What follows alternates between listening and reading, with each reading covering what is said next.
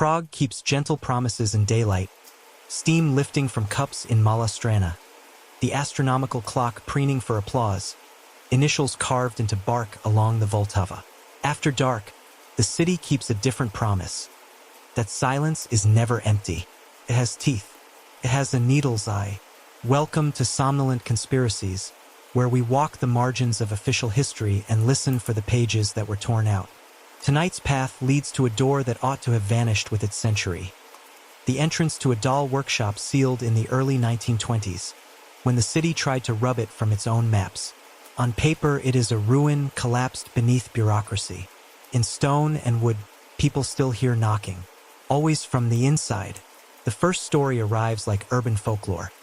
A student found at dawn on Charles Bridge, kneeling, hands pressed over her mouth as if it might fall off.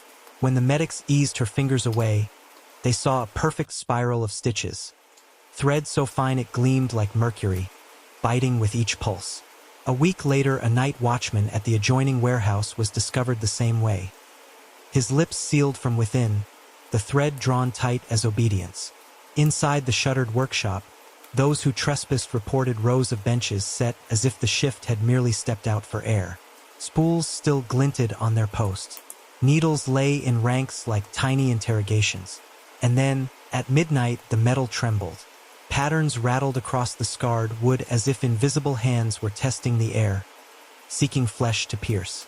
The dolls, dozens of them, watched with chalk-pale sockets and mouths sewn shut and disciplined, repeating motifs. The city would prefer a simple culprit. Pranksters, cultists, a bored technician with wire and a grudge. But the thread is antique, the records are missing, and the door, no matter how often it is boarded, keeps knocking. We are going to open it. The first calls sound like ordinary nuisances. A pale stutter of light behind a boarded window in Zizkov, the glint a broken bottle makes when it catches a street lamp, the shifting of a shadow that might only be a neighbor's curtain. A patrol car drifts past and slows, the officers peering through rain-scored glass at plywood nailed in a scab over a century-old door. Nothing moves. They note the address and roll on. By midnight, the operator's board ticks with a second call, then a third, each from a different street that curls around the same forgotten block as snugly as thread around a bobbin. It is an old factory row, soot-quiet and damp, the facades listing like tired teeth. In the middle of it stands the workshop. Its bricks are the color of dried blood. The lintels have sunk a finger's depth into the mortar, as if the building's own weight has been worrying at it for decades. The street knows the place. Dogs grow deferential as they pass, tails pressed to bellies, steps quickened. Some of the neighbors remember the year the city padlocked the door. Most remember only that it was long ago, and that nobody has ever been able to keep the boards in place for long. On the third night after the calls begin, two urban explorers arrive with a tripod and an algorithm to feed. They are young, gloved to the wrist, and thrilled by the cheap electricity of trespass. They pick the weakest board, knife at the nails, and slip through with a clumsy grace taught by repetition. The stream blinks live. Viewers multiply on their screens, a quiet roar of numbers. The lens pans. A long room humps out of darkness, benches on either side like pews in a chapel that worships fabric and thread. An iron stove squats cold in the corner. The floor is scabbed with old glue and good intentions. The camera schemes a low shelf. Labels in a faded, careful hand line the drawers like small epitaphs. Hair, lashes, sinew. The cursor wobbles. A smothered laugh leaks from behind the phone. They are not brave. They are buoyed by witnesses. The light slides across a row of dolls. Dozens, maybe hundreds, seated shoulder to shoulder as if waiting to be spoken for. Their eye sockets are white and blind, chalk rubbed into emptiness. Their mouths have been sewn shut with rough vigor, ends knotted and bitten off hard. A few heads tilt, deeply enough to imply attention. The watchers at home write nonsense in the rolling chat, but even nonsense falters when the phone dips close and the stitches come into focus. They are not random. The thread loops with a discipline that feels taut. Loop, cinch, cross. Loop, cinch, cross. The pattern repeats on faces of different sizes, as if obeying a score only the maker can hear. A hand there at the edge of the frame reaches out and fails to touch. The explorers cross the room, stepping awkwardly to avoid the doll's legs. A small metal drawer sticks, then yields with a sound like a sigh. Inside lies a single needle as long as a little finger. Its point is immaculate. The phone's light trembles. So does the needle. It is not a trick of breath. It is the distinct, insect-bright quiver of metal disturbed by motion in the air. The lens jerks upward to the rafters, to a latticework of dust and spider dragline.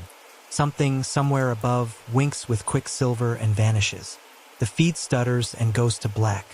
At dawn, a passerby on Charles Bridge finds a girl kneeling with her forehead against the stone balustrade. Her hands are clamped over her mouth. She breathes hard through her nose like a runner who has overreached. When the rescuers ease her fingers away, the breath of the onlookers goes thin. The lips are sealed shut in a tightening spiral, the thread so fine it catches light like mercury poured from a height. It is not cotton or nylon. It is not anything that should be comfortable against skin. With every pulse of her heart, the coils bite a little deeper. Bulovka Hospital's maxillofacial unit assigns a surgeon with better hands than patience. Under magnification, the thread declares itself. A silver alloy drawn into hair-fine wire, edges soft from age, impurities that read like the flaw signature of a long-dead workshop. The surgeon looks around the tray as if a spool might be hiding among the clamps. There is no spool. There is only the flower of stitches and the girl's torn silence. He works with a watchmaker's breath, unpicking what he can. The damage to her throat, done from the inside by something that understood the map of her, will scar whether she wants it to or not. By mid-morning, the factory door wears fresh tape and a better lock. Uniforms hold the street at a respectful distance. Inside, the first police inventory reads like a tour through a patient's things after they have been sent away. Benches set square and tidy, as if the shift has merely stepped out for air. Spools still standing on their posts with the bland confidence of objects made to last. Needles ranked on flannel like small interrogations. Dust lies everywhere, generous as winter flower. Footprints show where the explorers went and nowhere deeper. A calendar on the wall has curled itself into a brittle scroll. The month frozen in 1923. Someone once worried the corner until it tore. A forensic photographer in a hood moves from bench to bench, making pictures of the mouths. He does not like looking at them. The stitches feel like a grammar he has not learned. In the viewfinder, the threads throw hairline shadows that darken on the round of each cheek like thin lines on a music staff. He lowers the camera and looks with his eyes. The room blunts to ordinary. The smell of machine oil, old cloth, damp brick. He lifts the camera again, and the frames come away stranger than he left them, as if the glass has remembered what the eye would rather misplace.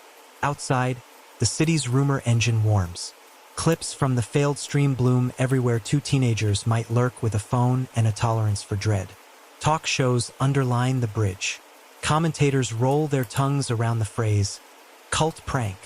A professor with rich eyebrows explains that in times of stress, urban minds invent symbols to carry the weight of their anxieties. A parish priest says a prayer regarding mouths that sin and mouths that keep faith. Mothers tell children not to dare each other. Dogs refuse the block altogether. The neighbors sleep with their radios low, not for news but for human sound. In the municipal archive, a clerk with a slow cough pulls the lot book. He finds the page before the page he needs and the one after. The page he needs is missing. In the inspection files, he finds a report with its conclusions inked out to a papery bruise. In the union's minutes, he finds a meeting that was scheduled and then erased, the way a child rubs out a misspelled word until the paper thins and a hole comes. He is not paid to wonder, but he is a citizen of the same city, and the absence takes on the air of a presence. The building, he knows, stands. The books around it do not. By evening, the thread from the girl's mouth, carefully saved in a glass vial, has been to the lab and back. The note is clinical, the way fear sometimes is when it wears a lab coat. Finely drawn silver alloy, non-standard impurities consistent with early 20th century hand production. No match to contemporary manufacturers. The phrase "no match" walks the corridors and chills the gold leaf on old picture frames. It is a verdict without a culprit. The workshop itself resists clarifying. When an officer leans his weight on the inner door, it sways as if something on the other side has just leaned away. When a draft steals up from the floorboards, it smells very faintly of starch and ironed cotton. A thin thumping begins somewhere in the building just as dusk folds itself into the room. A sound patient enough to be plumbing and deliberate enough to be knuckles. It comes at irregular intervals and from no identifiable surface. The men drift nearer to each other without ever naming why. The lieutenant who signs the forms would like the matter to end with the forms. He mentions trespass and vandalism and the cost of overnight patrols. He mentions how easily fear passes from phone to phone. He does not mention the girl or her stitches. Those facts belong in a different conversation conducted behind a different door. He looks at the calendar, at the year no one can unpin, and feels a small tug as from a thread caught on a ring. By nightfall, the city has given the place a name again. It is not poetic. It is clear and efficient and ugly in the way truth can be. They call it the Silent Workshop, as if the building had chosen its own vow. The name sticks to the brick the way soot does. In a room whose windows do not open, a captain writes a memo that will later be denied with polite bafflement. The case needs a lead investigator. It needs someone whose skepticism is not bravado. It needs a team that will not go home just because the human part of the story has been rounded off by talking heads. He chooses Inspector Rodek for the simple reason that Rodek does not flinch from the quiet work. The floor plans, the chain of title, the terrible patience of sitting in a room with objects until they admit that someone touched them. Rodek is the kind of cop who wins the small fights and therefore sometimes the large ones. He reads the file twice, then a third time, circling the details that do not change when retold. Silver thread. No spool.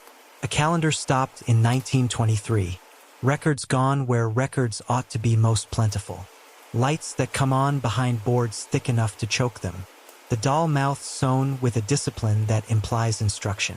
He feels the tug again, not as superstition but as shape. A pattern wants to be learned. He signs the acceptance and collects the keys, the ordinary key that will turn the new padlock, and the older one with its heavy bit and stubborn wards that will fit some door in the building he has not yet found. He makes a list of names for the team. A photographer who has the appetite to wait, a scene technician with a steady core, a young officer whose curiosity has not yet learned to talk over its fear. He removes his coat from the back of the chair and looks once at the ceiling as if he might see rafters there, hear the dry whisper of thread unwinding. The city beyond his window is briefly tender in twilight, its rooftops softened to lids over their own dreams. Somewhere in the grain of that dream, the workshop knocks. It is a patient sound. It has been practicing for a century. The file slides across Rodek's desk. The forensic team assembles. The door in Zizkov waits for their hands. Inspector Rodek preferred rooms before people. Rooms held their motives in place. People were portable and dangerous. He arrived at the workshop with a small unit just after nightfall, a soft rain taping the streets shut behind them. The new padlock came off with a key, the older lock with a persuasion born of practice. The door opened inward as if sorry to be troubled. Entry logged at 1952, said Lenka Simic, scene tech. Her voice kept low from habit rather than fear. She clipped a light to her vest and handed out nitrile gloves. The rubber snapped around wrists with the quiet cheerlessness of hospitals. They moved the way a mouth learns to pronounce an unfamiliar word. Slowly, sounding each step. The benches waited exactly as they had earlier. Planes of scarred wood, metal feet, a few dark rings where mugs had once sweated warmth onto the grain. Spools gleamed along their posts, obedient and glossy. Dust rose and settled, as if thinking it over. Rodek walked the perimeter with his notebook open and his attention a narrow beam. He liked lists. Entry points, too obvious, one likely concealed. Sightlines, good from the stair, poor from the door. Hazards, rusted saws, loose boards, a stove that might still draw if asked. He paused at the wall calendar, not because he believed in talismans, but because no one had torn it down in a century. He made a small mark next to the month, the way a surveyor will lay a finger on a boundary stone to admit it exists. Power? He asked. Dead, Lenka said. We'll run our own. They unspooled cable from a portable battery and slung cold, clean light into the room. The illumination flattened the shadows to obedience but did nothing to shrink the space that hung above their heads, the dark volume between the rafters where the stream had lurched and died. Petra Novotna, the forensic photographer, set up her tripod beside a bench and began the slow work of measuring light with the back of her hand before trusting her meter. "Half second at 5/6, she said, more to herself than to anyone else. "Better bracket." Marek Vasic, the youngest of them, moved with the agitated caution of someone absorbing rules while pretending he already knew them. He held a small evidence box the way a child holds a cake he does not want to drop. "Do I tag the dolls individually?" he asked. "All of them," Rodek said without looking up.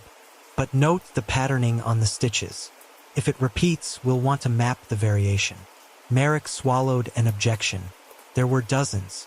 He sharpened a pencil and began to write numbers, squares and circles blooming on a page that would later look like a cemetery plan. The dolls were worse at night. Something about the light made their faces look more deliberate, as if the blank sockets had chosen not to see. The mouths were closer to correct, which was to say, they were wrong in ways that implied instruction. Marek leaned in to the nearest one and counted the loops like a child muttering an unfamiliar prayer. He could feel the thread with his breath, could almost hear it faintly creak where it passed through the punctures. Rodek finished the first circuit of the room and sketched the bench layout with a few economical lines. "No footprints beyond the known path," he said. "Dust adheres uniformly. Windows boarded from within, nails old, not recently disturbed." He angled his light at the stove. "Ash pan empty. No fuel. No warmth for years." "Except the lights," Petra said without lifting her eye from the viewfinder. "Except those," he agreed. Petra began shooting the mouths in sequence. Frontal, three-quarters, profile, detail. Her lens was good glass, forgiving and sharp. The stitches stacked themselves in her frames with an accuracy she distrusted. She looked up to rest her eyes and found herself looking toward the rafters against her will. The beam and truss work made a geometry a mathematician might have admired, triangles inside rectangles inside a long, patient rectangle of room. Within that shape something small moved, so fast and so slight that she doubted herself before she doubted the ceiling. She took a picture of nothing and, after a moment's thought, took another. Lenka had set a small air current ribbon on the bench near the back door. It hung perfectly at ease. She wrote "no significant draft" in her tablet. On the floorboards, the heads of nails winked, each one a tiny moon 40 years past useful. On a work table she found, under a sheet of browned paper, a book of needle samples sewn to a backing card. She called Rodek over and they labored through the gentle motions of lifting an old thing without breaking it. The needles were annotated in thin, precise script: Glovers, sailmakers, milliners. There was a blank space at the bottom where something small and slender had once been mounted and then removed. The string that should have tied it in place cut a clean trench into the card. "Take it," Rodek said. "Photograph the absence as you would the presence." Marek cleared his throat. "Sir." He hadn't spoken loudly, but the room listened for him and the sound went farther than he intended. Rodek joined him at the central bench where a nest of dolls lay in half-assembled intention. Torsos buttoned, limbs unstrung, hair waiting in twine skeins. Marek pointed to a jawline with a graphite trembling fingertip. "Look here. The stitches aren't just closing the mouth. They're..." He hesitated over the word. "Stacked. Like cords." Petra stepped in with the camera and took a close shot. The loops lay in neat sequence, then crossed to the opposite lip, then bound back. The thread sank and rose the way a melody falls and recovers. Petra's scalp prickled the way it does when a storm changes the pressure. She took another frame and later she would not be able to explain why the second was sharper than the first when she had stood so still for both. They moved as a small weather system through the room, each of them creating a lee for the others. They took samples. They bagged dust. They noted the way the smell of oil never quite left the air. Time combed itself straight. 1952 made way for 2110. The building seemed to adjust to their presence as a body adjusts to a splinter, irritated, then resigned, then quietly angry again when the nerve finds the intruder. At 23:52, Petra asked for the lights to be dimmed. "Just a minute," she said. "I want to see if the ceiling will show itself without glare." Lenka obliged, dialing the lamps down to a winter week imitation of moonlight. The darkness climbed the walls as if returning from an errand. Petra aimed the camera up and exhaled, syncing her heartbeat for steadiness. In the lowered light, the beams lost their hardness and became suggestions of beams. Between them, the air seemed to gather, to thicken, to take on the faint, almost gelatinous look of heated air over a road. "There," she said, and pressed the shutter. Something moved along the far truss, a quicksilver comma, a tremor at the edge of a line. It might have been a moth if moths were made of wire and intention. Petra pressed the shutter again and felt, for the first time since entering, something like dislike from the room. Not hostility, not yet, but the attention you reserve for a fly that has risked your food. "Midnight in 3, Lenka said to nobody in particular. They stood in the throb of their equipment and the minute that cities used to turn their coat from one day to the next. The building eased a long breath from between its boards. Somewhere in the infrastructure a pipe ticked with contraction. The ribbon on the bench flirted with motion and subsided. The second hand compounded the last few steps toward 12. When the hour broke, the needles answered. It was not loud. It was a dry, precise music like rain remembered by wood. Every tin of needles, every rank of them laid out on their flannel beds, gave a fractional tap, as if some minute hand had moved across their points and each had given a single acknowledgement. Then, a heartbeat later, they did it again. Merrick flinched and knocked his shin against a drawer. Lenka's pen stopped moving. Petra lifted the camera half an inch and forgot, for a brief, humiliating instant, how to frame. "Stand still," Rodek said softly. The tapping settled into a pattern. Not random, not quite regular. It wandered, then returned, the way a tune does when someone hums it from memory. Petra aimed at the tins and saw nothing but lids. She aimed at the ceiling and saw, to her hunted relief, only dark. She fired a burst of 3 shots and would later find blur in the first and the third, not the second. Motion where there had been none. A faint, eccentric halo around the beam ends as if the wood had been vibrating under sound too quiet to hear. From the door behind them came the smallest sound of being opened, though none of them had moved.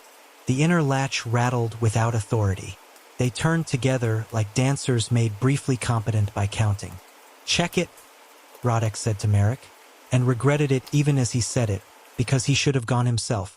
Merrick went because he was new and wanted to be old.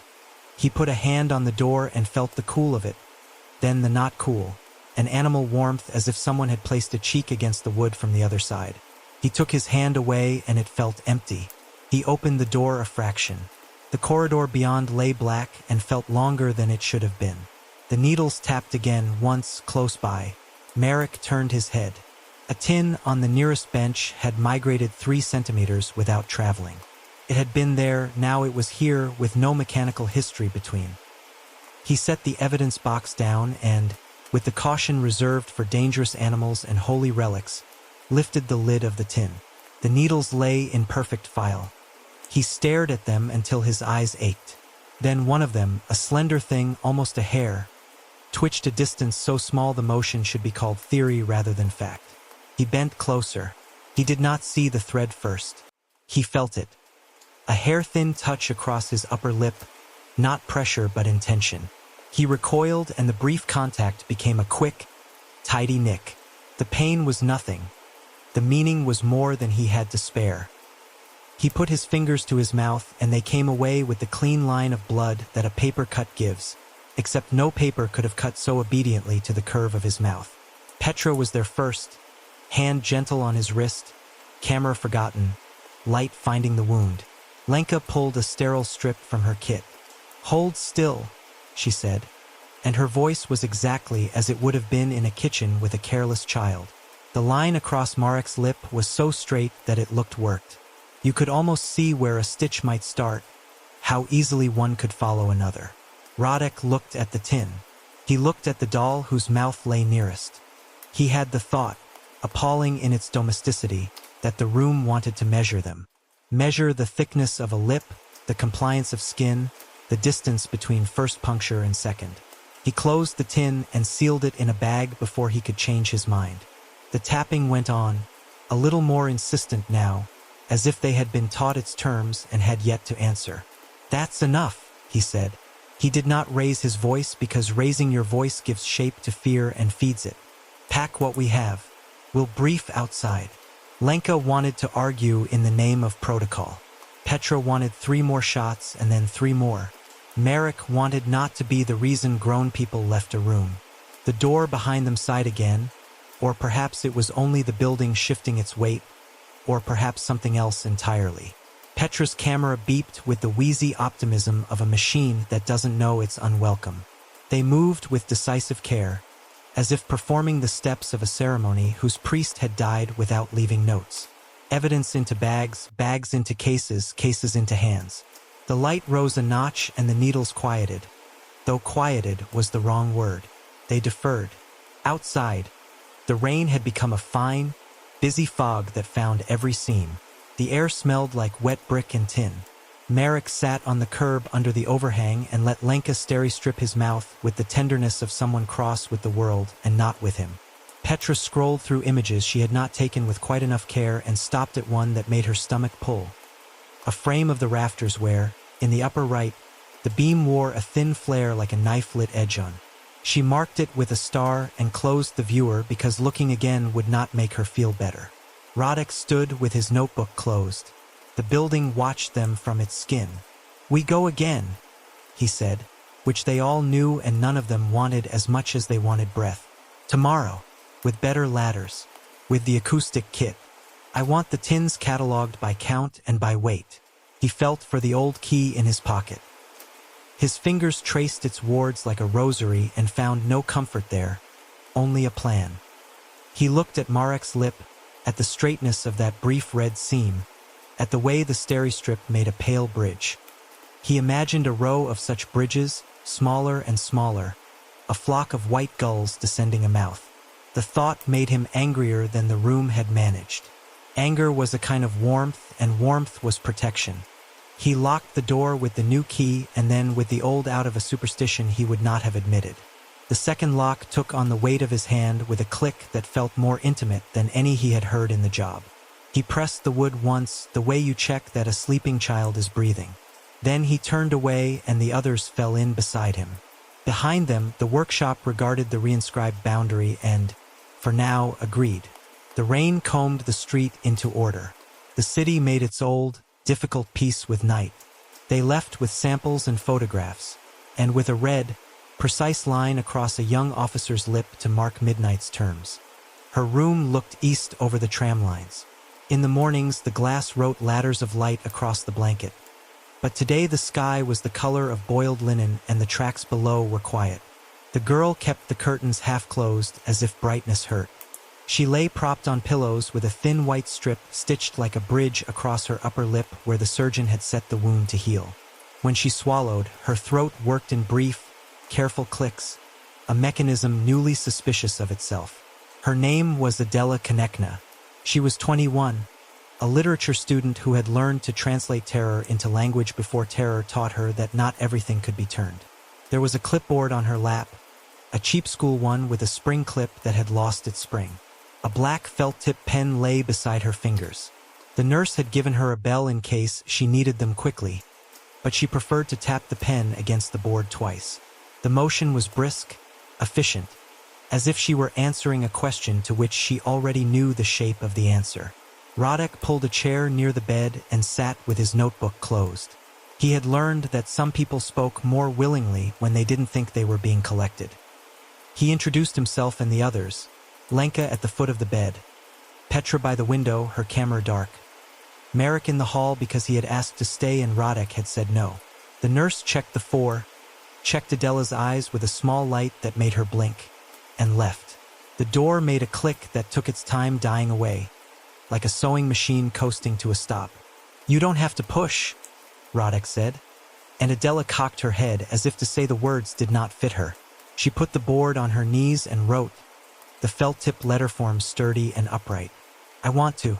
Her hand was left leaning, the strokes blunt at the end where the pen paused and lifted. She held the pen too tight, the way someone does who doesn't trust small tools not to betray them. Tell me about the night, he said. As much as you remember. If it was earlier than that, tell me that too. She wrote without hesitation, a teacher's calm block letters. My friends dared me to go in. I wanted a video. I liked the words on the drawers, the labels. She looked up to see if he understood what kind of person this confession named. He nodded.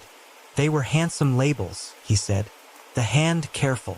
She pressed lips that could not yet press. The strip tugged a little. She wrote again. Someone taught her that hand. Radek kept his eyes on her face as he asked the next question. What did you see that we haven't already seen? Her pen stalled for the first time.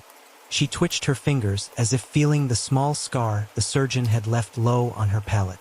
Then she wrote, a woman's hands. The pen sat above the page for a breath. Then, just hands. Doing what? He asked. Another stall, a long one. She set the pen down, lifted her right hand, and moved it in the air, a seamstress's gesture. Not the clumsy pantomime of someone who has only seen sewing in films, but the native economy of a person who has once done it 1,000 times. Thumb and forefinger pinched an invisible needle. The ring finger held the phantom thread in check. The palm turned with an old intelligence. She pulled once, twice, a third time, the tense tendons at her wrist flicking under her skin. Where were they? He said. Where in the room? Her hand made a small, slow orbit, the gesture of searching for a place to set down a cup in the dark. Everywhere. She looked at the window as if the answer might be written there. She wrote, above the beams, and by my face, like when your mother fixes your collar. The speed of the pen increased. Whatever she had blocked was beginning to step out. I heard a song, not melody like radio, a song that counts, loop/cinch/cross, and a voice behind me said, she paused, the felt tip making a dot that spread slightly. Hush, child, dolls don't speak. She had written the quotation marks with an odd care, as if they were charms. Radek didn't look at Petra because he didn't need to. He could feel her attention focus like light through a lens. What did the voice sound like? He asked. Age? Accent? Breath? Adela wrote, no mouth, only hands. The sound was in the bones of the table. She lifted the pen and tapped the board twice. You saw a face? He said, though she had already told him no. It was a way of testing the limits of no. She shook her head. Then she drew. For a minute she was all wrist and calibration, angles rehearsed by childhood. The sketch that emerged was not skillful in a decorative way. It was competent the way maps are. A figure seated at a bench, shoulders squared, head bowed. Where the face should have been, she drew a thimble, large as a helmet. The dimples clustered around the crown like a rash of tiny constellations. She darkened the perforations with the side of the pen until the shape became an absence rather than an object. The effect was strangely architectural, like a tower with arrow-slit windows. She added details, a seam of thread running from the thimble's rim down through the air, the suggestion of a needle tilted just so. A spool suggested by two imperfect circles. The hands she rendered first, tendons, the slight bluntness at the fingertips of someone who has pushed through cloth without looking. On the ring finger of the right hand, she made a small oval and darkened it. Not a ring, Radek thought. A pinch of shadow where skin had been worn smooth by years against metal. He let her finish. He had learned it was unwise to interrupt someone assembling their own ghost. How did it touch you? He said at last. And this time she closed her eyes before she answered, as if to spare both of them. She wrote with the slow precision of dictation. Not like a knife, like a tape measure. Across the mouth first, measuring how far, how thick, how much skin to pull. Inside the throat it felt like thread drinking. She paused and then wrote smaller, as if lowering her voice could lower the fact itself. When I tried to say stop, the thread went faster. Petra made a noise that could have been breath or censure or the cough of a machine that will not turn over. Lenka's hand, which had been still against the footboard, moved once in a smoothing gesture and stopped. "Did you see the spool?" Roddick asked. The pen wrote an O with the impatience of someone who has been asked whether they saw the wind. Then, after a beat, "It doesn't need one." She underlined that as if the line itself could keep the truth in place. "Did your friends?" he began, and she was already shaking her head. She wrote, "I went back alone. The stream cut. They ran. I thought the quiet was safer." She looked at the pen as if it had betrayed her to write that last sentence. She pressed the felt tip to the corner of the board until it made a small black sun, then circled it once, twice, and drew a line toward the edge as if giving the sun a path to follow away. "What drew you to the labels?" he asked, because sometimes what seems indulgent turns out to be architecture. "The handwriting. It was a kind hand, careful." She hesitated, then wrote, "I trusted it." He looked down at his closed notebook and then at her board where her perfect blunt letters stacked like bricks. He thought of the sample card Lenka had found, the blank space where a needle had once been mounted, the trench from the missing tie. He thought of the air over the ceiling beams thickening like heat and of the line across Marek's lip, straight enough to pretend it had always been there. A hand had taught a room to remember. "Do you know the song?" he asked. "Can you write it?" She frowned. The pen hovered over the board. She made a series of small curves that were not letters, not numbers, not the kind of marks a child makes when imitating writing. They were loops of even spacing, each loop crossed at an interval, each cross staggered from the last, a chain of discipline. She stopped and held the pen away as if the line might go on without her. Counted. It was proud of how it counted. "Do you know the words?" Petra asked, gently, as if she could separate melody from harm. Adela shook her head. Then, after a moment, wrote, "Old words. Child words. A rhyme grandfathers hum when they can't sleep." Her face changed briefly with the expression of someone who has tried a locked door and found it double-bolted. Roddick took the drawing from the board with 2 fingers and set it on the bedside table. He would have it photographed later, catalogued with the care of a relic. For now it needed to sit near the person who had made it. He slid a narrow box from his satchel and opened it so she could see. A photograph of the needle sample card, a print of the rafters with the knife-lit flare, a vacuum-sealed sachet of dust gathered from the bench. He set them out without commentary, the way a priest sets vessels on a cloth. Her eyes went to the photograph of the card. She put her finger on the blank. Lightly. She looked at Roddick and shook her head once. The universal sign for that is not a mistake. Then she touched the printed flare at the corner of the beam and flinched, as if the paper were unexpectedly warm. She withdrew her hand and wiped the finger unconsciously on the blanket. "She wasn't sitting there," she wrote, and drew an arrow not to the bench, not to the photograph, but to the space between them, as if that was where the seamstress lived. In the interval between record and witness where things that don't want to be named make their home. He found himself smiling without humor. "Of course she wasn't," he said. "Of course she knows to stay in the distance between." She looked at him with the relief of someone who has been allowed to be exact. "Adela," he said, "was there anything else? Anything you smelled? The room felt like? Anything your hand did that you didn't ask it to do?" She wrote laundry and underlined it. Ironed cotton. Then, the hands were tired. And then, smallest of all, in letters that wanted to hide. She was pleased. He closed his eyes for one heartbeat. When he opened them, he nodded as if she had told him the weather. He stood, not to end it but to let her see that he would not keep her any longer in the place where memory gnaws. He thanked her. Lenka thanked her. Petra, before she could stop herself, put the tips of her fingers to the drawing as if checking a child's forehead for heat and said, "It's good." Which was a foolish thing to say about a map of harm, but also true. At the door, Adela tapped the pen, and Roddick turned back. She had written 3 last words, and their plainness lifted the hair along his arms. It was old. He carried that with him down the corridor. In the stairwell, he stopped and wrote 3 words of his own in the notebook he had not opened beside her. Clara, 1923. Choir. The letters looked too dark, as if the ink had been steeped in something metallic. He closed the book and felt, For the first time since the case began, the impression that he was not only dealing with a criminal fact but with a historical argument. One the city had lost and then tried to forget. Some doors, he thought, do not lead into rooms.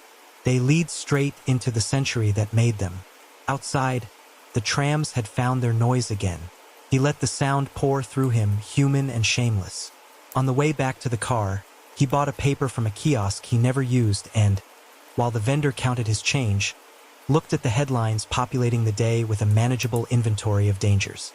It was good to read names that came with addresses and charges. It was good to remember that some stories end in courts. This one would not. The drawing of the thimble-faced seamstress went into evidence. The phrase, "Hush, child, dolls don't speak," went into Rodek's bones. He left the hospital convinced the workshop Silence belonged to someone with a history, and that the city had once tried to stitch her out of it. Cities keep two ledgers, the one you can audit and the one the century writes in its own hand. Rodek spent a day walking between them. At the municipal archive, the clerk with the slow cough produced a stack of bound folios that remembered more than they disclosed. The property register showed the building in Zizkov as light manufacture, textile adjunct until 1919. Then a gap. Then a stamp that had bled its purple into the paper like an old bruise. Reviewed. No name. No tax rolls for the relevant years. Rodek turned the pages with the care of someone handling a brittle alibi. Try trade licenses, the clerk suggested, his finger already finding the drawer. The metal squealed like a scolded hinge.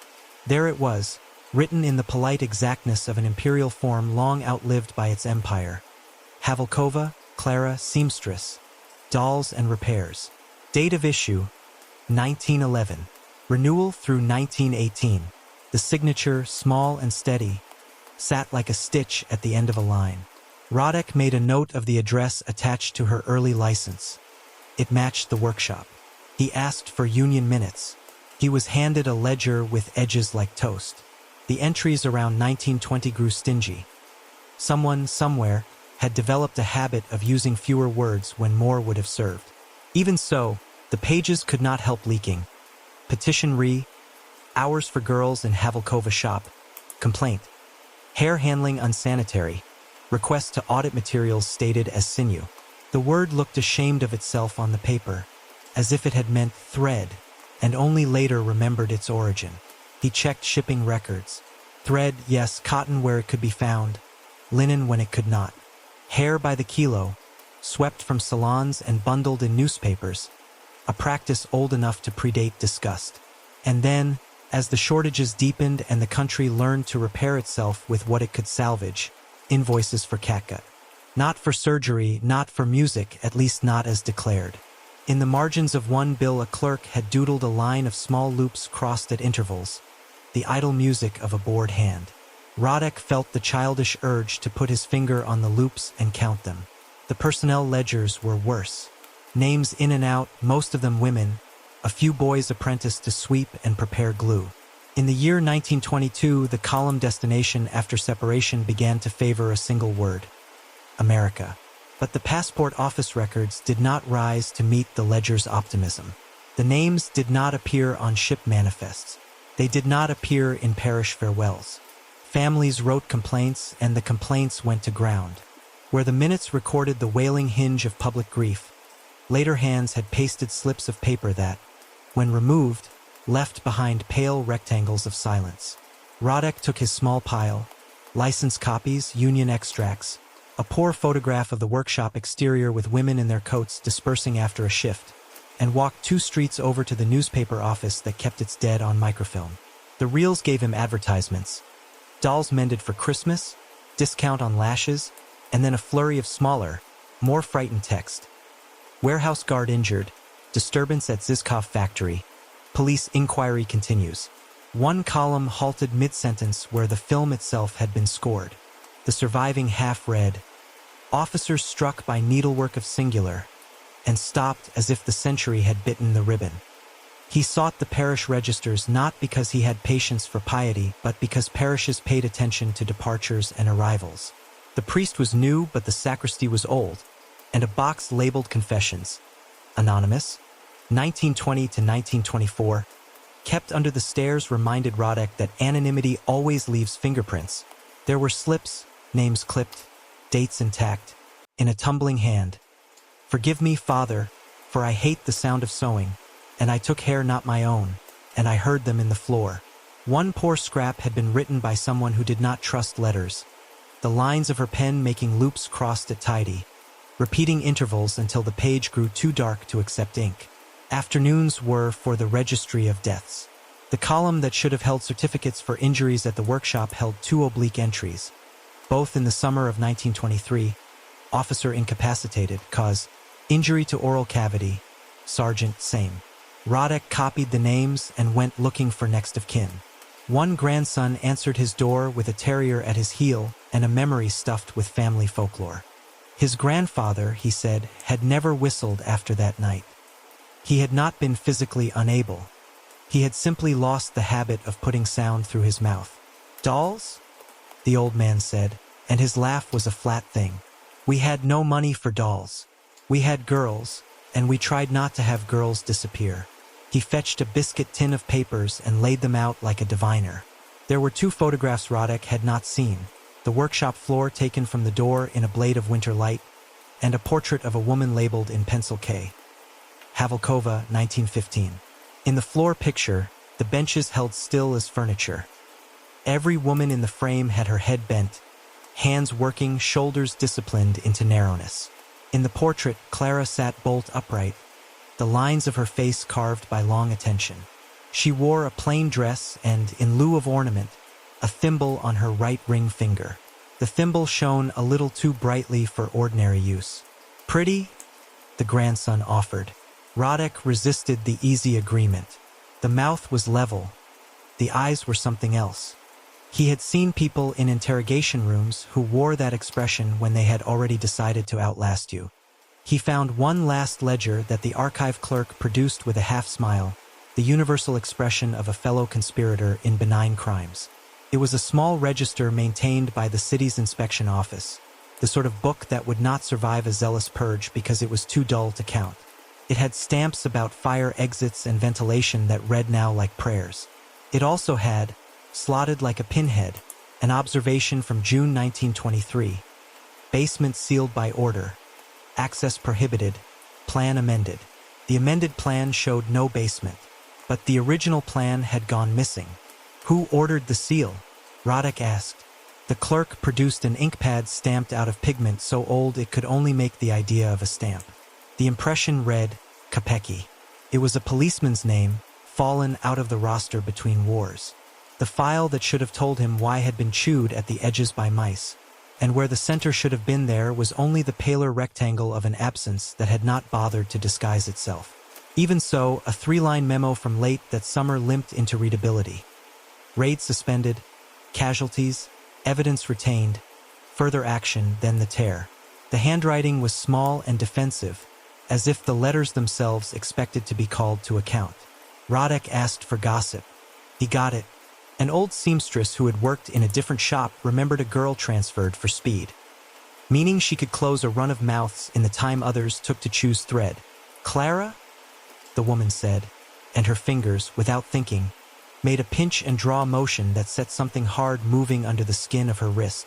They said she sang numbers to herself. Not lyrics, counts. She said you could teach your hands to sleep and keep working if you gave them a rhythm. The seamstress spat, not out of superstition, out of the practical contempt of one professional for another who had fallen in love with her own method. "And the hair," she said. She liked hair. She said it remembered. It did, in a way. Hair keeps a diary of where a body has been. If Clara believed in a kind of accounting that the city did not, perhaps she had kept books in the medium she trusted. Rodek imagined drawers labeled hair and lashes and sinew, the good careful hand on the tags, and the belief that order is a magic stronger than luck. There was a story about silver wire, not the soft, fat kind used for costume jewelry. The hand-drawn, fragile kind that Raymond Chandler might have described had he ever troubled Prague. A jeweler on Dluha Street complained in a letter that his apprentice had been buying wire from another source and undercutting him. The letter did not say whose. It did say that the wire's temper was off, too alive, too whippy for charms or chains. He disliked the feel of it between his fingers. He wrote, a perverse impression that it would follow a seam if you set it to one and did not permit it to leave. Roddick read until the hour turned thin. The city that had birthed the workshop had been hungry, newly constituted, glamourless. Women worked because they had to. Children were loud unless they had been taught otherwise. The newspapers turned their faces toward the flag and missed more than they could afford.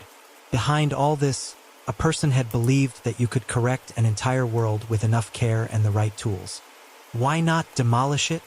Petra asked that evening as the four of them looked again at the photograph of the benches lit by knife weather. After the raid, after the casualties. Demolition is loud, Roddick said. Sealing is quiet. Quiet pleases the public and economies the court. And if you seal the wrong thing? Lenka asked. If you seal a lesson, he said, you teach it to last. He laid the amended plan of the building on Lenka's case and drew the possible lines with his finger. The stove had a flue that did not behave like a flue. Its route to the chimney jogged too hard and then was lost. The joists recorded weight where no one walked. The sound, when Merrick had tapped the floor with his baton that first night, had come back a shade too hollow 1 meter in from the central bench. The original plan says basement, Petra said. The amended plan says none, Roddick said. The inspection note says sealed. The union complaint about hours for girls below stairs says there is a below, Lenka finished. He did not say what else it might say, that whoever had done the sealing had done it from the inside. The thought chimed like cutlery in a drawer. He went home that night to a kitchen that had never learned to hold warmth the way he liked it.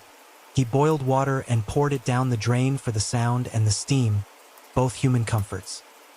He dreamed of loops and crossings, of rows of mouths that were not mouths but clefts, of a woman who believed she could conduct silence if she wrote it down carefully enough. He woke with the thin taste of old iron on his teeth and an intention that felt, as intention sometimes does, like hunger. Morning returned him to the ledger. He took the blandest piece of information he had, a date, and worried it. 1923 had not been kind to anyone. The economy lurched. Men who called themselves men turned into men who called themselves something else when they wanted less work for more pay. The city learned a new anthem by singing it until some of them believed it. In the cracks, someone like Clara could persuade herself that order was mercy. Roddick had met people like that. They were dangerous when satisfied and lethal when thwarted. He held the photograph of her and covered, with his thumb, the thimble on her finger. Without the thimble, the portrait softened in a way that made him uneasy. The pinprick dimples on the metal had nested like a constellation. To remove them was to take stars out of a map. By noon, the team had reconvened at the workshop. The rain had scoured the street clean and left behind a smell like wet tin. Roddick carried the amended plan and the ghost of the original in his head. He set the plan on the nearest bench and anchored it with evidence tins. Lenka knelt with a carpenter's humility and ran her knuckles over the floorboards. Listening, Petra unpacked an old surveyor's staff, because glass and wood can tell you things that instruments forget to hear. Here, Merrick said, not eager, not triumphant, only certain. A seam lay like a faint smile in the wood, parallel to the bench, disguised by a century of grime. Someone had once sanded it so diligently that the grain had learned to lie. Lenka brushed away the dust and turned her head to put her ear to the board. Sound came up, a bass the building had been repressing out of principle. The inspection officer wrote sealed, Roddick said. Not filled. Which means air, Lenka murmured, and air means breath and breath means. She did not finish because the thought, once said aloud, would have asked too much of all of them. They pried at the seam not with crowbars, too dramatic, too eager, but with a conservator's tools. The first plank lift was reluctant. The second release was sudden enough to lean them into each other. A thin coil of smell stepped out, the way folded cloth releases the ghost of starch. Iron, too clean, not bloody. The old coin scent of water that has consented to sit with metal. Petra lowered her light and made the camera behave. The divide opened on black that was not empty but crowded with the idea of objects. the sense you get of furniture in a room you've always navigated in the dark. The beam found the top step. The step was worn in the middle in a way that only feet can teach wood, a small cupping that admits time. Dust motes blinked and, at their far edge, something thinner than dust moved as if it were too delicate to be called motion. Roderick stood and accepted that his breath had turned shallow. He put his hand to the jamb, the way a man does before entering a church where his mother has taught him to behave.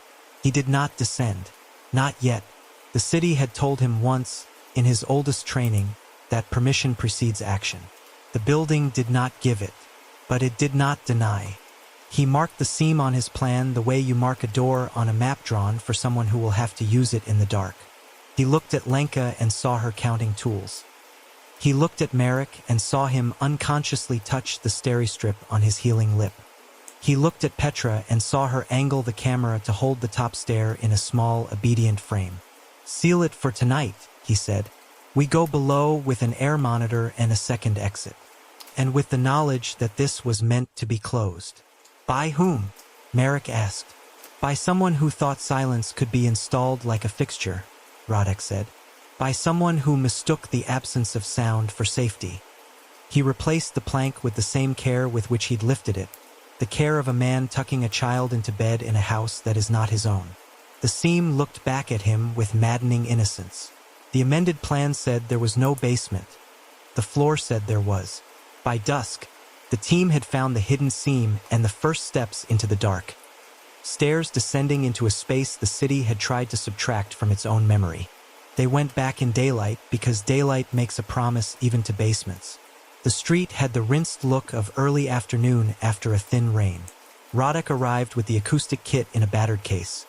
A portable air monitor that chirped like a patient bird, 2 respirators in their bags, headlamps, chalk, and a coil of rescue line white as laundry pulled from a mangle. Lenka had requisitioned a set of conservator's levers instead of crowbars. Petra had packed extra batteries and a small digital recorder that was, in her words, narrow-minded enough to notice what we won't. Merrick had not asked to stay upstairs. He collected the coil with the chastened conscientiousness of someone who had learned a new respect for thin metal. The steri-strip that bridged his lip had turned the color of old paper. When he touched it, he did so with the faintly ritual gesture of a man checking a boundary. The seam yielded more quickly the second time. Boards rose with a soft complaint, as if would resented admitting it had ever been useful in 2 directions. The first stair showed its cup where feet had trained it. The second had the white bloom of old damp. Roderick set the air monitor sensor nose just beyond the hatch. Numbers jittered and settled. "Breathable," he said, and the relief was ordinary enough to be funny. Lenka chalked the hatch with a sandbag. Petra clipped the recorder to the strap of her vest with its mouth open and its red light small as a drop of blood. Merrick paid the rescue line out and made a hitch around the central bench leg, which had held an earlier century's weight and would hold theirs. The temperature changed at the 6th step. It was not only cooler, it was more exact. Air that has been sealed keeps better account of itself. The smell came next, clean iron, starch, and something like old lavender pressed into drawer paper. The beam from Roderick's lamp folded over the bottom stair and broke across space. They were in a room the plan had denied. Long, narrow, the scale of a corridor magnified until it became a hall. The ceiling was lower than they wanted, lined with joists thick enough to take a man's weight if a man were fool enough to test them. Along the left wall ran cages. Iron squares gone the color of wet rust, stacked too high like crude pigeonholes. Their doors had hasps, not locks. Inside were shapes that read as inventory until the eye insisted on the nouns. Plaster molds for heads and hands, armatures with finger joints drilled to take wire, bins of buttons sorted by the pitiless categories of color and size. And, in 2 of the bottom crates, among curls of paper and burlap, what a field catalog might call bone fragments. They were small, irregular, white as moths' wings. Merrick knelt and photographed them without comment, the camera's shutter making the sound of a pawned second-hand clock. Across the room, against the right-hand wall, stood a rank of benches much like those above, but stripped of comfort. These had no mugs rings, no scars from scissors. They had been sanded to an almost moral smoothness. Over them hung something that made all of them pause at once and hold their hands slightly away from their bodies, as if they had been told not to touch a painting. Silver threads crossed the space in taut lines, anchor to anchor, from post to joist, from hook to hook, in a geometry so tight and patient that the room seemed to have been wrapped by a giant with a gift for parcels. The threads were not web. They were wire drawn so fine it bullied the air into shining. They were strung at different heights, some at the level of a throat, some at the level of an eye, some nearer knees and wrists. Where the light fell, the strands burned a colorless white.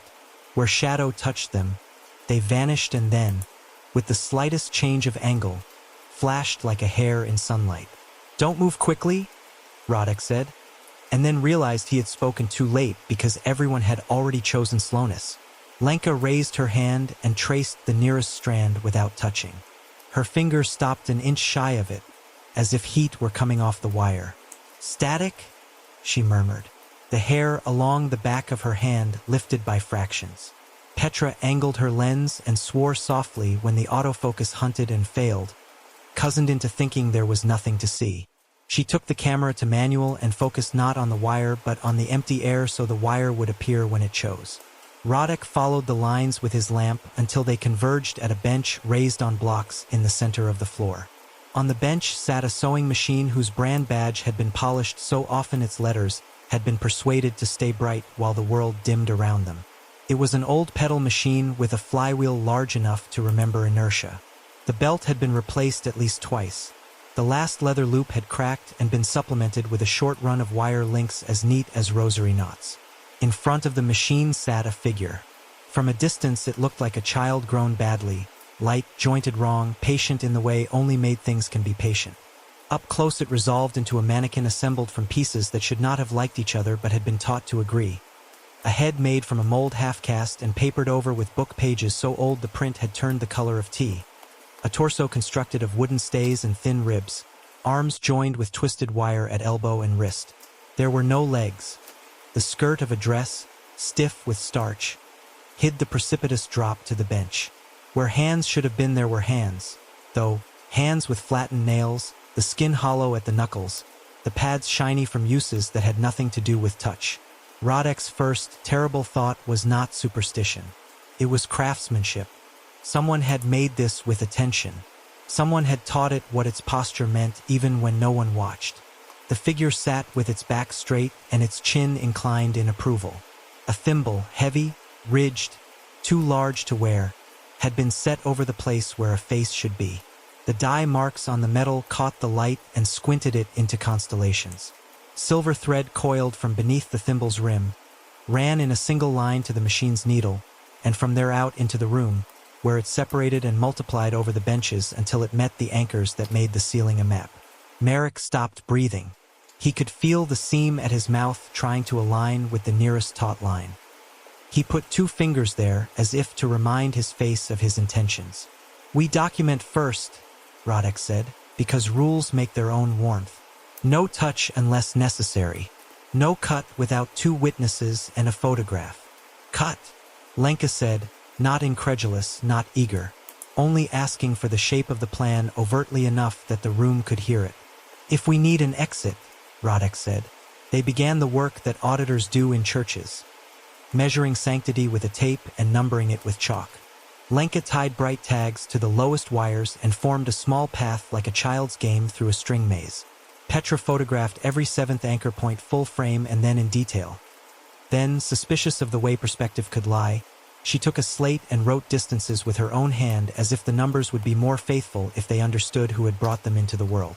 Roddick drew the space, as he always did, 2 rectangles, cross-hatching for benches, circles for cages, and then the lines, each one a small refusal to admit the world could be simpler than this.